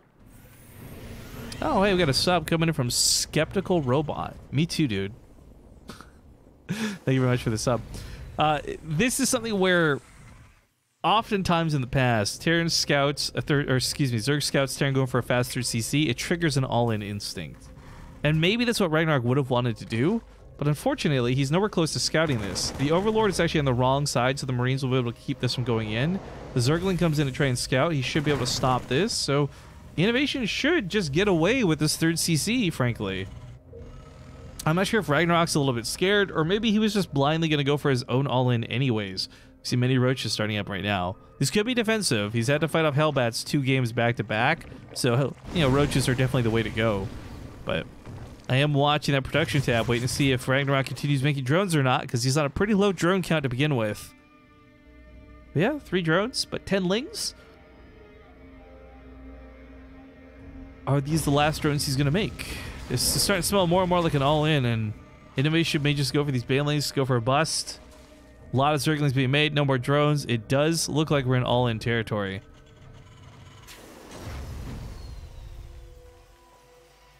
Yeah, 3 bunkers coming down. A little bit desperate. Little bit desperate, but necessary to hold this, if he can even get them up. Don't write tickets, guys. Go to this link. Yes. Quit trying to type tickets in the chat. That doesn't seem to be working for some reason for everybody. So just go to the landing page and do your tickets there. Anyways, one of the depots gets broken early. He's got to replace that quickly because there are so many banelings just outside the front door. And he'd rather have to lose another depot than lose 3 bunkers. I mean, the 3 bunkers are set up okay. He starts building a wall so they can't sneak around to the mineralize. I love this move out of Innovation, but the banelings aren't looking for the mineralize. They're looking for the bunkers. They break the bunkers. 1 remains. Nope, it's going to go down. Another one finishes up. He runs into it with the Marines.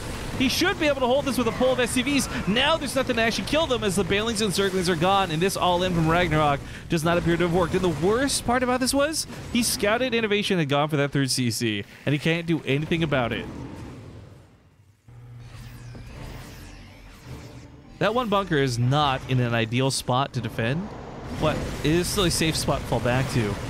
Ravagers come in too. They're looking for some corrosive biles. You can hit that bunker. Okay, sure, but nah, the army's dead. 1-1's done for the Terran. He's got Stim, so he's chasing it down. Ragnarok's going to tap out, and rightfully so. Innovation takes game 3. Getting ever so much closer to locking down these finals. Because, of course, it's a 4-0 if he wins in this next game, and it'll be all over. So Ragnarok has got to start doing something different here. Otherwise, this will be his last game. But as I said, we're going to draw the winner. So no Scammerino. Let's get this display capture up. Gonna close the giveaway. Draw the winner. Pinnacle! Sick. I want to do good, fast response. All right, Pinnacle, I'm going to whisper you here in a little bit. Get you one of these codes. He says I called it. I mean, you called it after the bot said you won. I don't know if that still counts as calling it. But I like Pinnacle. He's actually pretty active and he's around all the time in chat, so... let's see. Can you see this message, dude? I've had to turn on whispers for this. I hate that because it's opened up other people to whisper me, and that's a whole shit show right there. But yeah, so that's going to conclude those giveaways for now. Thank you. All right, Pinnacle, here's your code, my guy. Now, Pinnacle, let me know. Rug was having some trouble redeeming this. if you manage to redeem this without issue, can you go ahead and let me know? If you have issues too, though, we may have to look at why and how this works. I don't know. There's a 20% chance the code actually works. Look, I was just given a list, like Blizzard just copy pasted me a bunch of codes, right? I don't know why the last one didn't work. The first one worked. The second one didn't, for whatever reason, for poor Mr. Roog here. And I'm hoping that this works for Pinochle, and the second one was just a bit of a bad luck thing. But I'm just copy pasting from an email they sent me, guys. So I'm not trying to schmaz anybody. And like I said, Blizzard probably isn't either. So if there are mistakes, maybe we're copy pasting codes they accidentally give someone else. I don't fucking know. But if there are issues, I will get this taken care of. You have my word for it. Either way, let's see here. I don't think we're going to meet this before the stream is done. But okay. If we reach either the bit goal or the subscriber goal before the stream is done, we'll do another giveaway. For now, though, we're going to hop into Blue Shift. I'll see you guys in game.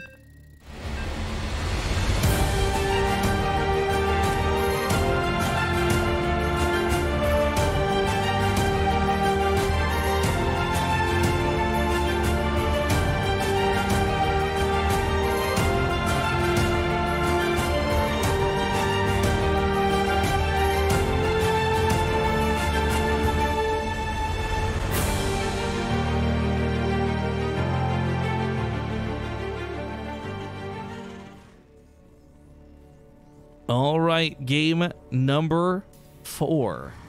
It's a tough spot to be in against this guy. He's up 3-0. If he wins this, he locks down that $250 first place prize. It is, of course, the Blue Terran Innovation. His opponent at the bottom left, though, on the outs and getting proxied, it's Ragnarok. But Innovation's putting us in a pretty, like, easy to scout spot. Like, this is where Overlords would normally path. So this might just get revealed before it even gets started. Looks like a drone was pulled to do a quick third. No way. What's he doing here? He's just scouting for proxies. Okay. Also, so I've taken down the emails of the winners. So again, if anyone has issues with this code, I will get us directly contacted here with Blizzard. So I'm still going to do these giveaways, man. I want to make these work. Maybe it's something where they didn't expect me to give these away already and they're not activated yet. I don't fucking know. But the point is, I know that they very sincerely wanted to give away a bunch of money for their store through streamers. So, yeah, I'm going to make this happen, guys. Anyways, it's been revealed. It's no longer a mystery. He even sees the Marines, so he knows that, or excuse me, he'll see the Marines soon, so he'll know it's not Reapers, which there's a big difference between handling Reapers versus handling Marines, but I think more often than not, you see 2 barracks, you assume Marines in the first place. But this is a really interesting move for Innovation to do. It comes in game 4 where he's got so many lives to fall back on. This either closes out the series very quickly or just ends and he moves on to another of his many extra lives he still has left. Pro-Man says I'll try one out for you. Oh, okay, well, let me just get this sword. Thank you very much, Pro-Man. It's trying to keep the bunkers from going down. A big part of this is killing the SCVs, but the Marines are keeping the drones off the SCVs, so they're going to get 2 bunkers down in a pretty good position, too. It's key that he gets this at the time he does, otherwise creep would have spread and he couldn't place the bunkers down in range of the hatchery, so 1 bunker's going to finish up, and that's already pretty bad news. He's going to put another bunker down to try and wall this off, prevent a full surround from Zerglings. There's no Roachborn for this version. There's no Corrosive Biles that'll be taking care of this. It's Lings and Queens, and I don't think this is the way to do it, folks. It's going to be tough. All these Marines, even if that bunker dies, they'll just hop out and go into the other bunker. Queen comes in. Oh, body block with the SCV. The Queen gets focused down immediately. Oh, that first bunker is going to break. The Marines hop out. They're going to kite around a little bit, but that second bunker still holds. In fact, the first bunker's not even dead. The SCV is repairing it to his heart's, well, as hard as he can, at least. Pops out, third bunker. First bunker still standing, on fire, but still alive. Not finishing that bunker is a huge problem. It's another spot to fall back to as the SCV just repairs it up out of burning. That one's in range of the hatchery. The Queen's down. The Zerglings are dead. The Overlord gets picked off too. Ooh, Innovation. Now up 8 workers after that fiasco. And that SCV lived. The bunker lived. This was not how this was supposed to be handled out of Ragnarok. And that's going to cost him over $100, I think, here in the finals. Innovation looking to take first place home pretty easy in this situation. That SCV! Can he live to the end of the game? Oh my god, this SCV is a god! GG!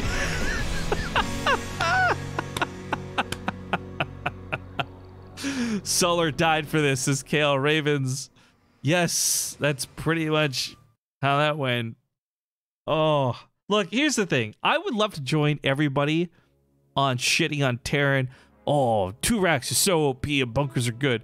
But, like, let's be real. That was handled very, very poorly out of Ragnarok. No disrespect to Ragnarok, right? I'm not saying he's a bad player or anything, but he did handle that situation badly.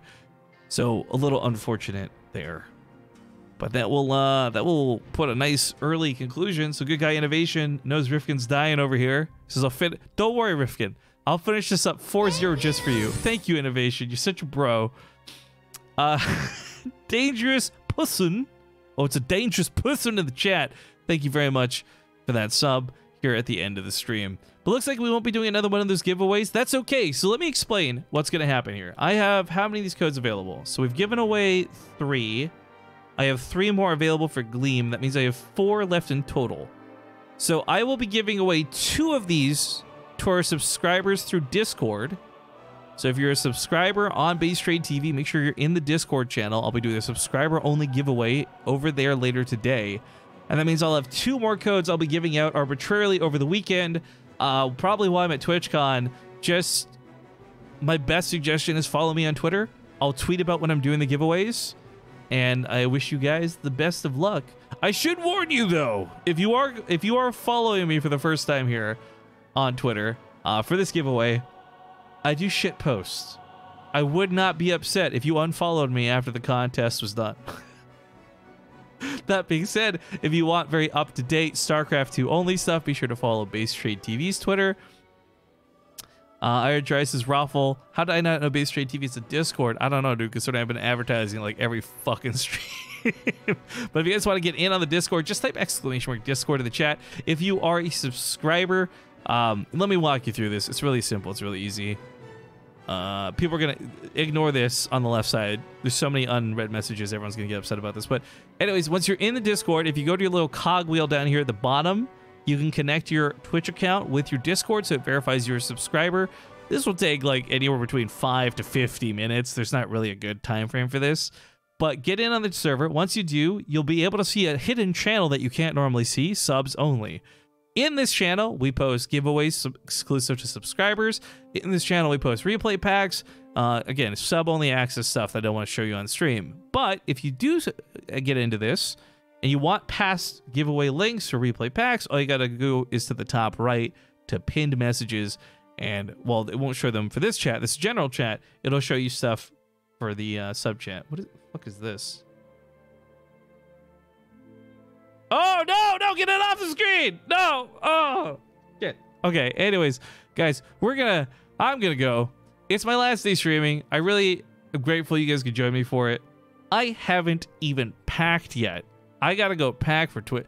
It's so awkward. I've never been, like, every time I've ever gone to a convention, it's like 4 or 5 days, right? For the weekend, maybe you schedule an extra day to hang out with friends.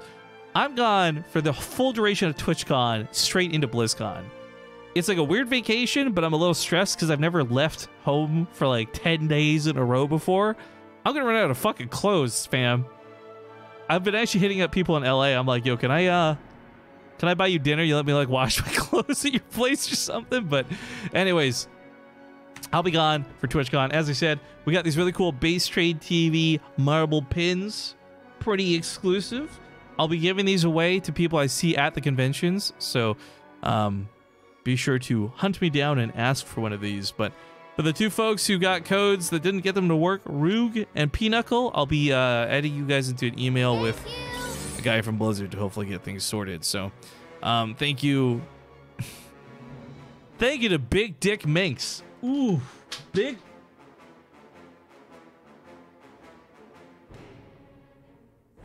Lord, big oof. Thank you, Big Dick Minx, for that sub.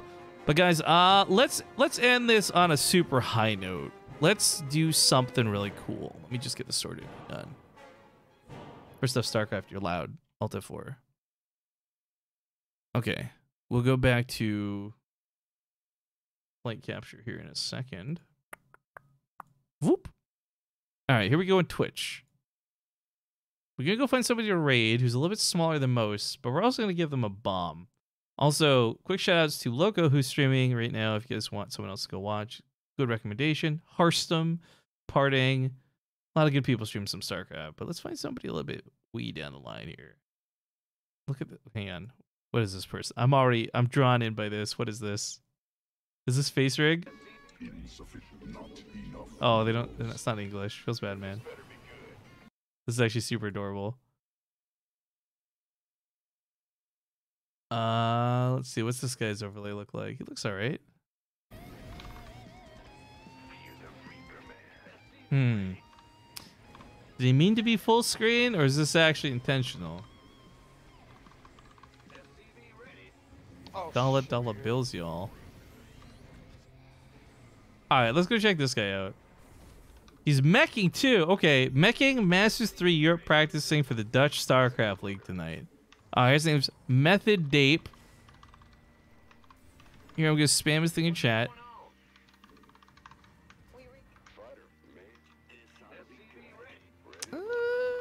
Yeah, I'm not made of money. I'm not like Shroud. Let's go give him 10 subs real quick. Yeah, don't look at my payment, guys. We'll give this guy a host. This is how we'll end the stream. So thank you guys for watching. Have yourselves a great day wherever you are, whatever you're doing.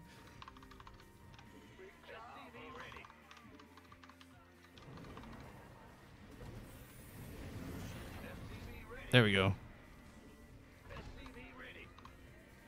And yeah, we'll go host this guy up. We're gonna play some commercials down the stream before we do, though. Holy shit! How many? What?